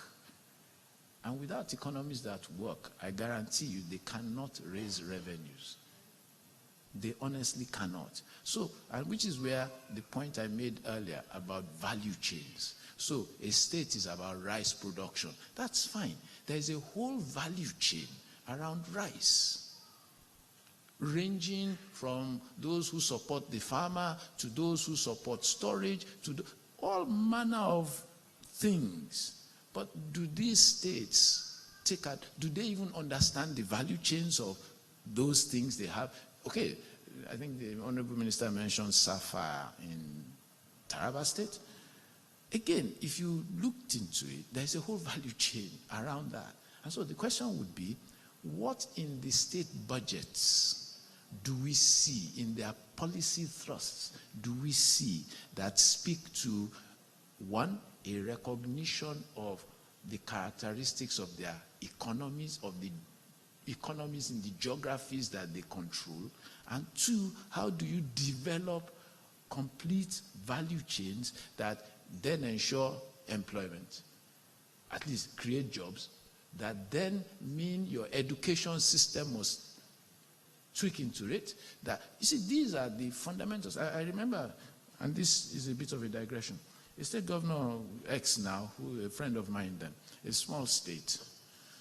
I remember saying to him, Oga, see, this your state is not going anywhere unless you do at least one thing. Bring people to spend money in your state. And he looked at me, bring people to spend money in our state. I said, yes.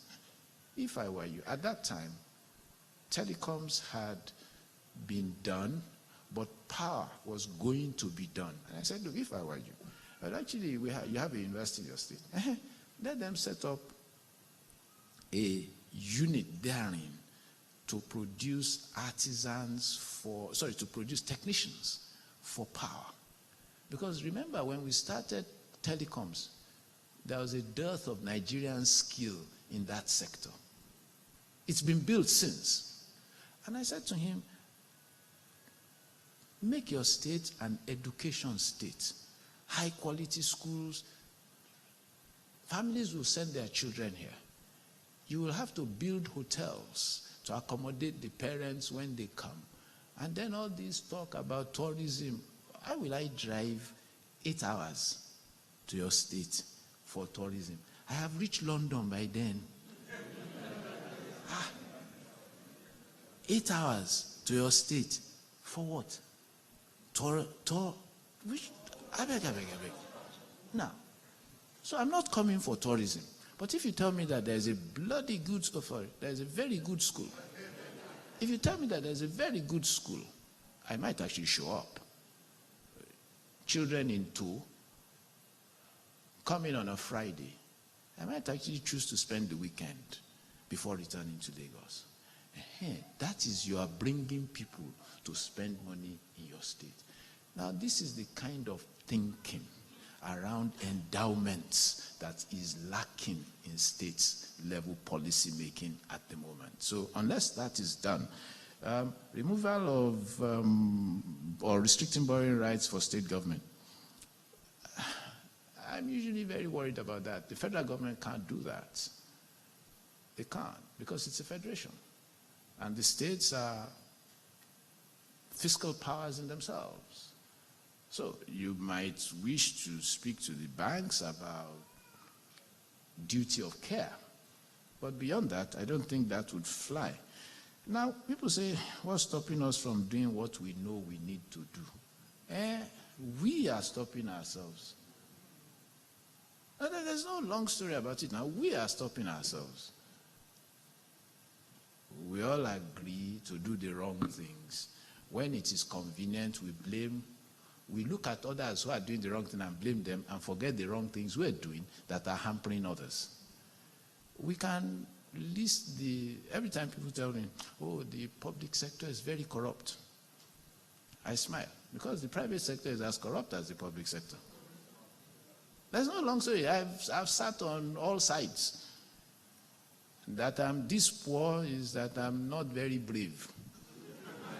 As simple and straightforward as that. Exactly. Very good for UK educated, or that. Guy, you want money, this is how we make it. So, if we say, unless there are a couple of things. Number one, you need an elite consensus around where Nigeria should, what Nigeria's goals should be, how she should pursue it, and in what time dimension. If the elite don't agree, and right now the elite don't agree. In fact, the elite are only agreed on one thing, that there is money to be stolen. Period. And by the way, we are the elite. Exactly. I thought the clapping might die down. No, seriously. We are the elite. And so if we cannot agree that there is a period that Nigeria must invest in charting a course for itself, and there is a discipline that we must follow to be faithful to that course we have charted, we can't honestly start complaining that the thing doesn't work. All these countries that we go after and look towards, go read their histories for God's sake. You see the periods where very hard decisions. Indeed, in some countries, wars were fought to establish certain rights and certain kinds of behavior.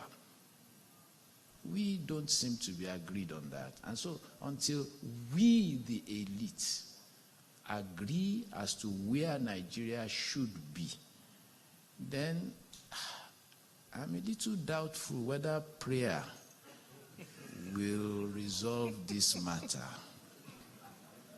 As I keep telling people, it's not about whether you pray or not. It's important. It is what you do after prayer. I've always had one amusing experience. My office fronts, or opposite my office, a group of shops. At about midday, you hear the praise worship start. After the praise worship, you go do business with them. They cheat you just as cheerfully as they cheated you before the praise worship. And so, for me, these are the fundamental challenges that we face. Until we as an elite, as a group, agree to where Nigeria should go, there's no point blaming anybody other than ourselves. End of story. So, two more questions. Okay. Two more questions for this. Two questions from this side. Okay, the gentleman. One more. Okay, go on. Thank you very much. It's a pity the Honorable Minister of Finance has left. I quite agree with Doyin, who said that our going out of recession or growing the economy has to be private sector led. But my whole issue is this. Before TSA, government used to heavily play in the local debt market. And as a result, it's been overcrowding private sector projects in terms of accessing debt in the local debt market. So we've been talking then about the crowding out, of other private sector projects in the local and the domestic market. Now TSA came, and we felt that government money that it used to borrow or reborrow, as it were, is now going back to government. But what we see today is that the situation hasn't changed at all. Government has continued to increasingly even,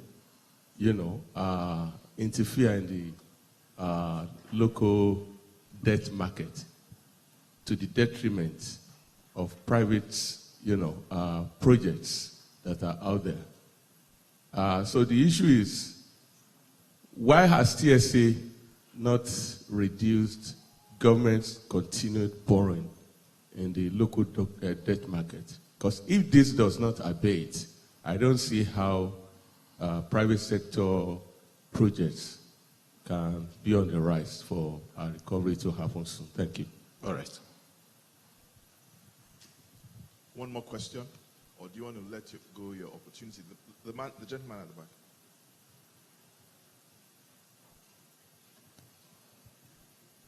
Good afternoon. My name is Akimumi Akishala. I want to know your view, Dr. Doyin Salami, on this restructuring of Nigeria. Do you think Nigeria will fare better if the 6 regions, as it is now, are given autonomy? That's in a long time, maybe 10 years and beyond, are given autonomy to run their things and contribute to the center. Also given the advantage that, the supposed advantage that this may create competition among the regions, whereby each region looks at the other and then steps up where they need to step up. Also giving the supposed advantage of synergies where each region can now work together instead of individual states, where Southwest can come together and do a project, housing project, rail project, educational project across the regions. Do you think this is the future of Nigeria, or this Nigeria will fare better in the long run than this federal system we are running, where the center takes everything? That's my question, sir. All right. TSA. It's not actually clear to me that TSA is the problem. Because your question is that, well, before TSA, the government intervened significantly in the debt market, thereby crowding out the private sector. That TSA now should mean that government money is now in government bank, and therefore borrowing should be less. Well, to begin with, what TSA does is about two things, or at least two things, many more perhaps, but two things from my own perspective. From a monetary policy standpoint, it helps management of liquidity. Perhaps and the second, from a budgeting standpoint, it's efficiency. So you know what you've got, and you don't then have to borrow when you have resources. Okay.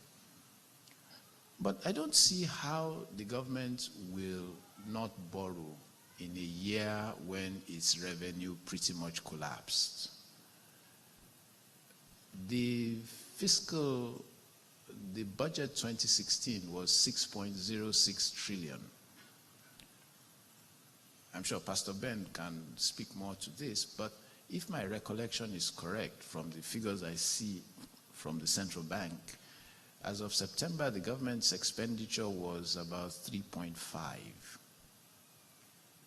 Now, what that means is the budget was not going, the spending was not going to amount by the end of the year to 6 trillion. But what was even more troubling was that the projections for revenue weren't met either. And so the deficit continued to be. Now, how do you fund government deficit? There are only two ways. Well, you can raise taxes, but in a recession, that's not a good idea. Or you can borrow. And to borrow, you can borrow domestically, or you can borrow externally. I think the only serious external borrowing we succeeded in doing last year was $1 billion from the AFDB, which is in tranches, and I think we got $600 million of that. And so for me, it's not that TSA it could reduce borrowing, but if government expenditure, if you look at 2017, the budget proposal is about 7.3 trillion, which is higher than the 6.06 from last year. So, and if what I think may happen, that yes, we'll get growth, but it will, go gradually, then again, the government will have to find resources. What the government is trying to do is to borrow externally so as to reduce the pressure on the domestic side. But borrowing externally is not without its own wahala, because you're exposed to exchange rate changes to begin with. You're then dependent even more on oil prices. However, that said, any which way you look at it, unless we align policies very well such that the international market is willing to lend us money, even funding the deficit in 2017 could be a challenge. So for me, there are some headaches as far as, so TSA and the cost of borrowing, relationship, but be careful. If inflation is 19%, then you already know what the minimum interest rate is going to be. Because the argument is a very simple one. If government borrowed less, interest rates would come down, therefore the private sector would be able to fund. But let me guarantee you this. I sit on the central bank's MPC, and so I see from time to time that no matter what you tell the banks, they ain't about to lend certain groups in the private sector. And I don't blame them either, because it's about risk-taking. And so what part of our challenge in terms of stimulating funding for the private sector has got to be, first, you need to de-risk the private sector by way of information, by way of capacity of the financial institutions to understand. Remember I said there are 46 sectors in the economy. I don't know how many of you, I remember saying to a couple of Bank MD friends of mine that, look, what value do people even bring to the table, Seth? Because you send your relationship managers after people like me. And I say, okay, so what do you want? They say, Oga, they have given me a target. So? Me too, I have target now. And they say, Oga, see, blah, blah, blah. But none of them come to me and say, look, this is the nature of your business. This is what is happening in your sector. This is how we can help you. Now, that is when they speak to a clear understanding of who I am and what I need. When we get to that point, then come back to me and tell me that TSA is a problem. Right now, I don't think that TSA is the headache as far as the cost of borrowing is concerned. There are two headaches for cost of borrowing. First, there is inflation, and second, remember, Economics 101, there are three things that drive interest rates. Three things. There is the balance of demand and supply, and in Nigeria, the demand is higher than the supply. Second, there is the risk of default. Now, when somebody stands before you and you are not even sure that the person you are dealing with is who you are dealing with, that doesn't tell you either that the banks are any cleaner about that matter, but don't worry. And so, inflation, risk of default, balance of demand and supply, risk of default, and inflation, risk of asset erosion, risk of value erosion. So if the risk of value erosion is currently 19% and you're borrowing at about 26%, what you're telling me is the risk premium is about 7%. A risk premium of 7% in a country like Nigeria is not too high. Now, we've got to do something to bring it low by bringing down inflation and de-risking the system. Because imagine if inflation was for the sake of daydreaming. If inflation was 5 and you say the risk premium has gone down to 4, you are looking at single digits interest rates. Now, all of that has nothing to do with TSA. So we have to squarely understand the nature of the problem and look for solutions that address those problems. I always knew that I was going to end up in trouble at some point today. And so when they started asking me about whether we should restructure Nigeria,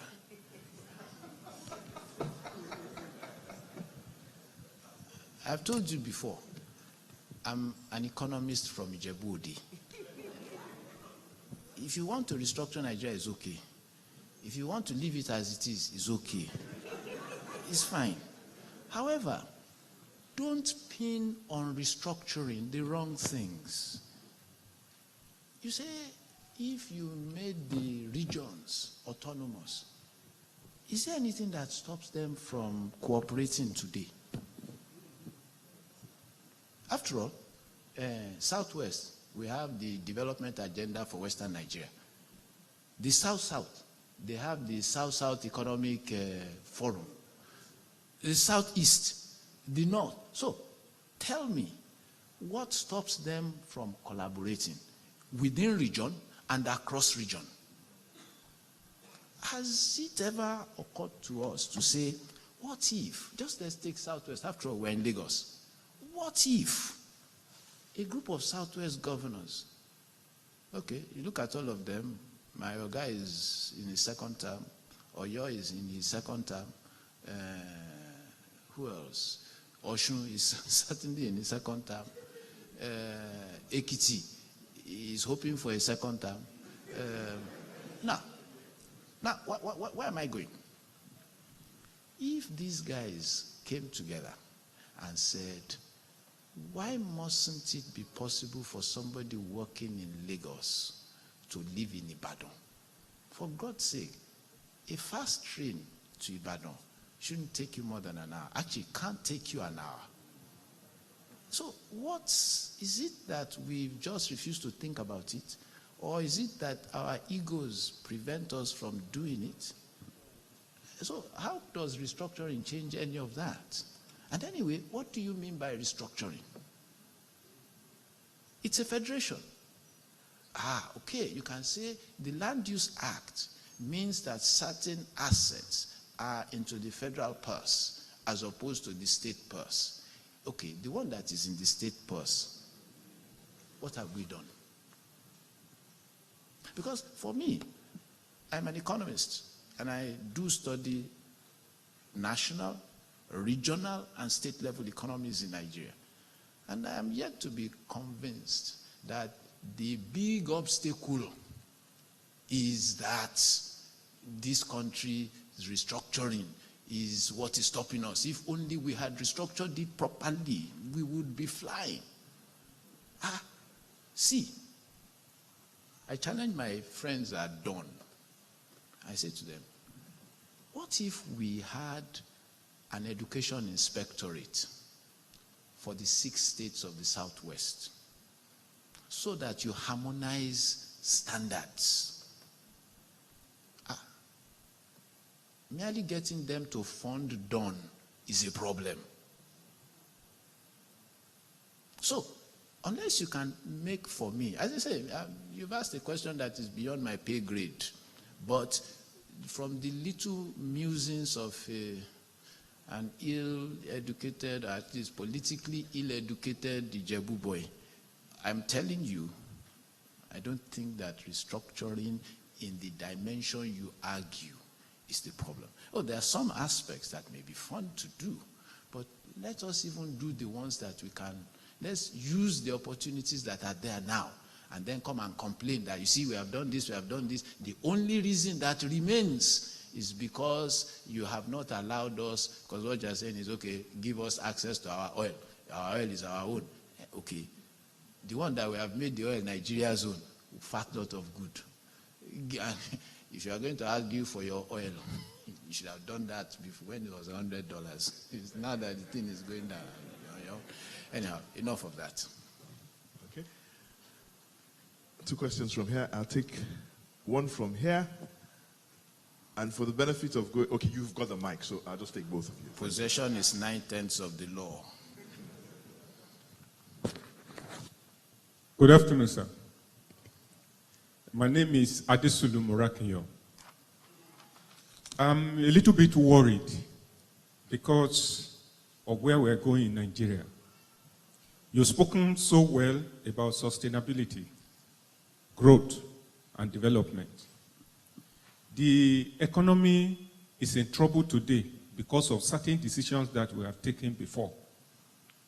I look at what is happening in Nigeria today, and it makes me shiver.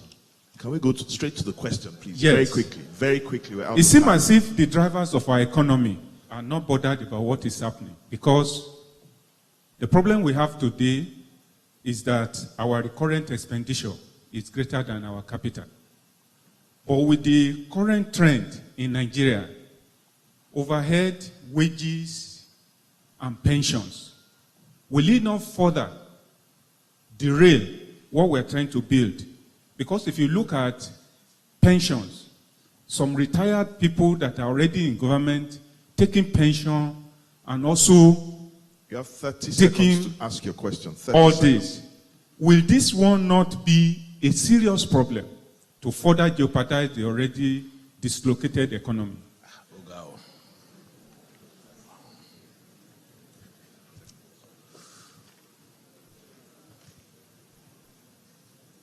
Thank you. My name is Alex Osunde. I do a couple of things, but mainly in industry. I am concerned that your views on intervention funding could actually take root if it comes to the hearing of those in government. But I assure you that the only way to get industry productive, the way you have recommended, certainly has to be on this basis. Put in more money, that is single-digit interest rate money that could help us fund more projects. Thank you. All right, let me start with this second question. That if the people who should hear me, they may choose to wind up the intervention funds, Abi. Okay. I was one of 12 people who signed off on the first set of intervention funds. And I think sometimes people don't actually know why the intervention funds were set up and what role they are playing now. When it became clear, I joined the Monetary Policy Committee in 2010, January. By that time, it had become clear that at least two major banks were going down, Oceanic and Intercontinental. These banks were lenders into certain sectors. They were the key lenders into certain sectors. And the whole idea of the intervention funds was that if these banks go down, these sectors would be deprived of access to credit. Hence, the intervention funds were created. I hope you understand that. Now, that said,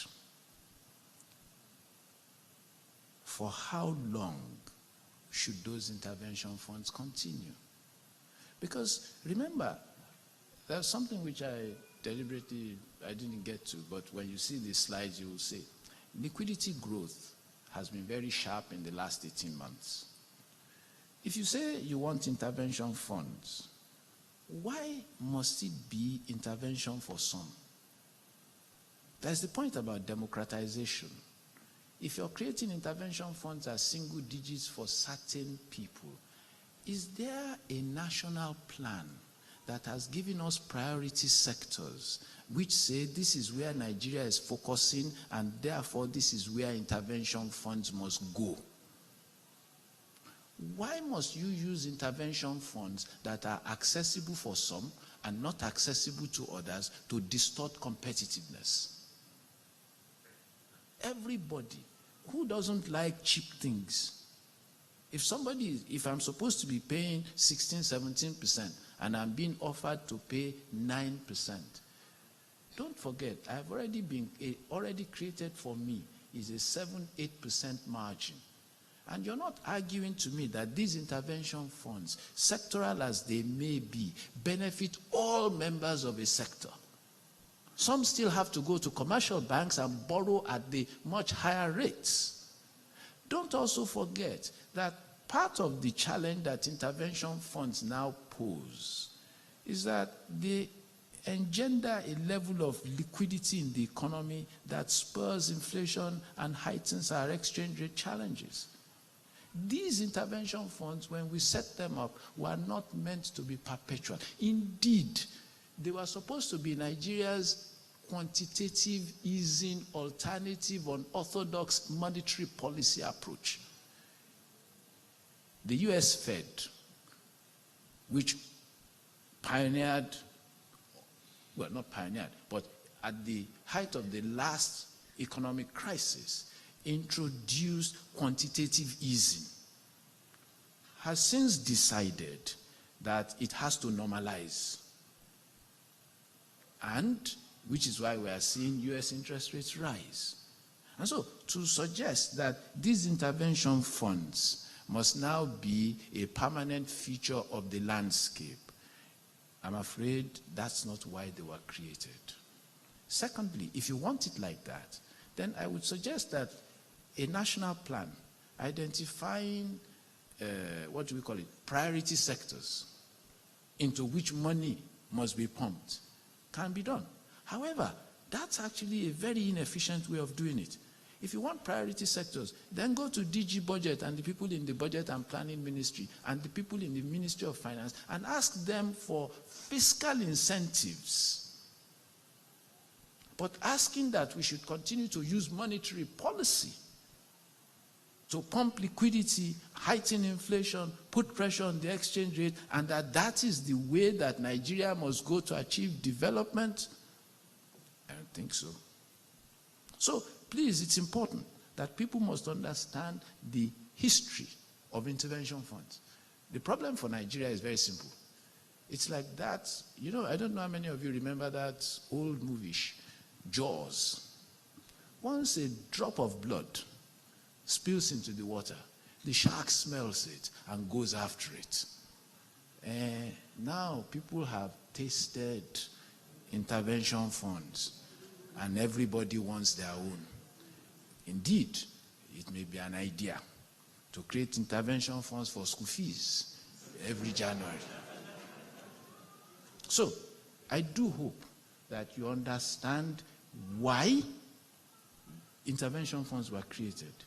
They were not intended to be permanent. But if you do intend them to be permanent, let there be some criteria for their creation and who is going to pay for it. My view would be, if they want it done, why don't you use the development bank as a better instrument? Why must it sit on the balance sheet of the central bank? It doesn't work like that. Right. The people who are running this economy don't care. I don't think so, sir. Indeed, I've spent the last 1 week in amusement. You know, President Obama is coming to the end of his term, and over the last 1 week or so, we've been seeing all manner of photographs of him when he started and as he's ending. And every time I look at my hair, I remember that I started doing public policy work under President Yar'Adua. I was a member of the economic management team. I had plenty of other colored hair. I suppose, as somebody said, but you have not yet gone bald now, so you still have a way to go. I don't think I would be surprised if there's anybody out there who's involved in public policy, who sees some of the facts that we see, who sees some of the dilemmas that we have to deal with, and the tough choices, the tough calls that have to be made, who would say, these people just don't bother about us. It's not so straightforward. And when you say people who are in government are collecting pension, blah, blah, blah, blah, blah, okay, so don't pay them pension. But the thing is this, and for me there is a more fundamental question or issue to deal with. Recurrent is greater than capital. Let me ask you a question. Is the spending on education recurrent or capital?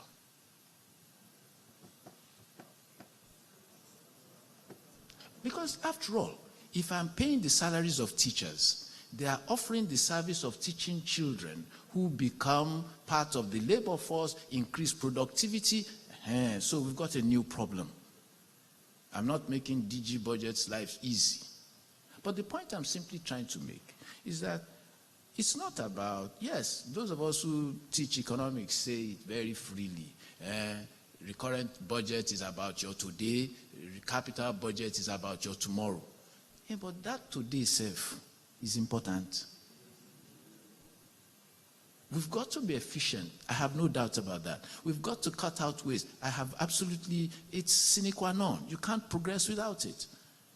But what's more important for me, we are all too focused on a small pie and fighting ferociously for a small pie when there is a huge opportunity out there which could be driven by private cash. I told you, all the 38 governments in this country, states and federal, amount to about 13 trillion naira. This is a 100 trillion naira economy. Private sector consumption alone is about 60% of it. So imagine what would happen if we unlocked the investment opportunities in infrastructure to begin with. It changes the whole dynamics. When we keep arguing and haggling, is capital is recurrent, that is a locked mindset. Nigeria needs to free herself. Nigeria needs to give herself access to what is available. I ask myself, and by the way, I'm not taking a pot shot at anything or anybody. Remember, I made my point earlier that I understand why the budget contains appropriations or proposed appropriations for railway, for infrastructure. What I need to see next, Because all they would need to argue is that, look, right now, no money is coming into Nigeria. We cannot wait until monies come before anything gets on. So we've got to start doing something. But what would be interesting to see next is a framework that understands that private money will come in if you put the right framework of incentives in place. When we do that, then serious money comes in, then opportunities expand. I've never understood why it should take 6 days to go from one part of Nigeria to the other. I sat on the Red Star a couple of months ago, and I sat there, and the thing was just wearing its way across the channel, and I thought to myself, one day, I will sit in a train like this in Nigeria. In a couple of weeks, I'm supposed to be going through Addis to Tel Aviv. And I'm determined that Ethiopian metro, I have to ride on it just to prove to myself that it's actually in the middle of Africa that I am, and I am riding a decent train. But Nigeria will not get there if you need, by our own estimation, not anybody else's, we need to spend 30 trillion every year to upgrade, to build new, to upgrade, to maintain infrastructure, and all that the governments, all of them, have to offer is 13. And that 13 includes salaries, includes bills for electricity, for overheads, and all the rest of it. Where are we going? You see, you cannot close your mind to opportunity and expect to make progress. Nigeria, Nigerians, we've got to wake up. As they say, smell the coffee. The world's moved. It's time we moved with it. Right. I guess we can just take one question from this side because of proportion. Just one question, okay? And a question, please. Good afternoon. Good afternoon, Doctor. Good afternoon. My name is Mercy Dorcas Daniels. Before this meeting, I used to have a very different impression about this government and all that. But with this now, I think my mind is changing. My question is this. Why can't, you've honestly spoken, though they might be difficult to take, but it is better, so we prepare our mind instead of lies. Why can't this government, because you are close to them, you can relate this to them, why can't they come out the way you've just done, bluntly saying the truth, so we'll prepare our minds and get ready to work to make this country greater? Why is it that this government finds it difficult to relate to us so that we know the true picture of things and how to get ourselves prepared and work together to take this nation to the point that it's supposed to be, instead of listening to Lai Mohammed? Because me as a person, I don't believe 99% of what he says. So we need to be educated. We need to know what is happening instead of only Lai Mohammed talking every time. And Madam, I believe the only way I can avoid trouble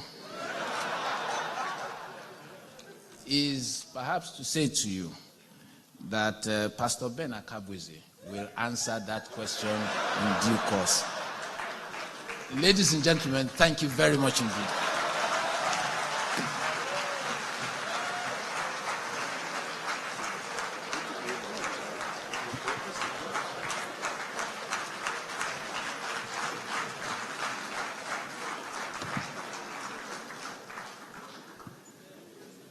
It has taken us 3 years to get Dr. Doyin Salami here. And so we gave him all the time.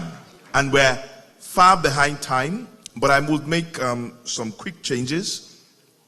The alternative energy session is going to move to the next group of sessions, and it's going to be replaced by the leather and fashion session, because our speaker has come all the way from Kaduna, and she has to be on the 3:30 flight, back to Kaduna. So she has to do her session in the next set of sessions. The next set of sessions is the food, catering, and event management session. That will be spoken to by Mrs. Ayodeji Megbokwe.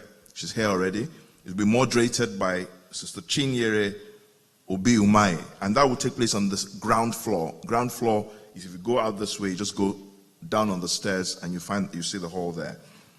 Fashion and leather session will take place on the 3rd floor. It will be spoken to by Miss Aisha Bako, and it will be moderated by Detola Owolabi on the 3rd floor. Manufacturing will be spoken to by Mr. Abiola Ogunride, is here already, the Miyakigbe, on the 5th floor. As you go out, you would find this is a Redeemed Christian Church of God church. We're fasting. But we bear in mind that not everybody is Christian, or not everybody is from our mission. So we've prepared some snacks. So please, you can take something as you're going, but because we're behind time, we're not going to leave time out for tea and coffee. We'll just say, just take something as you go. We have lunch also to be served later. I don't assure you that next year we'll do this if we're fasting. So please, let's transit very quickly to the ground floor for food, catering, and event management, to the 3rd floor for leather and fashion, and to the 5th floor for manufacturing. We can go now. Thank you. Thank you very much.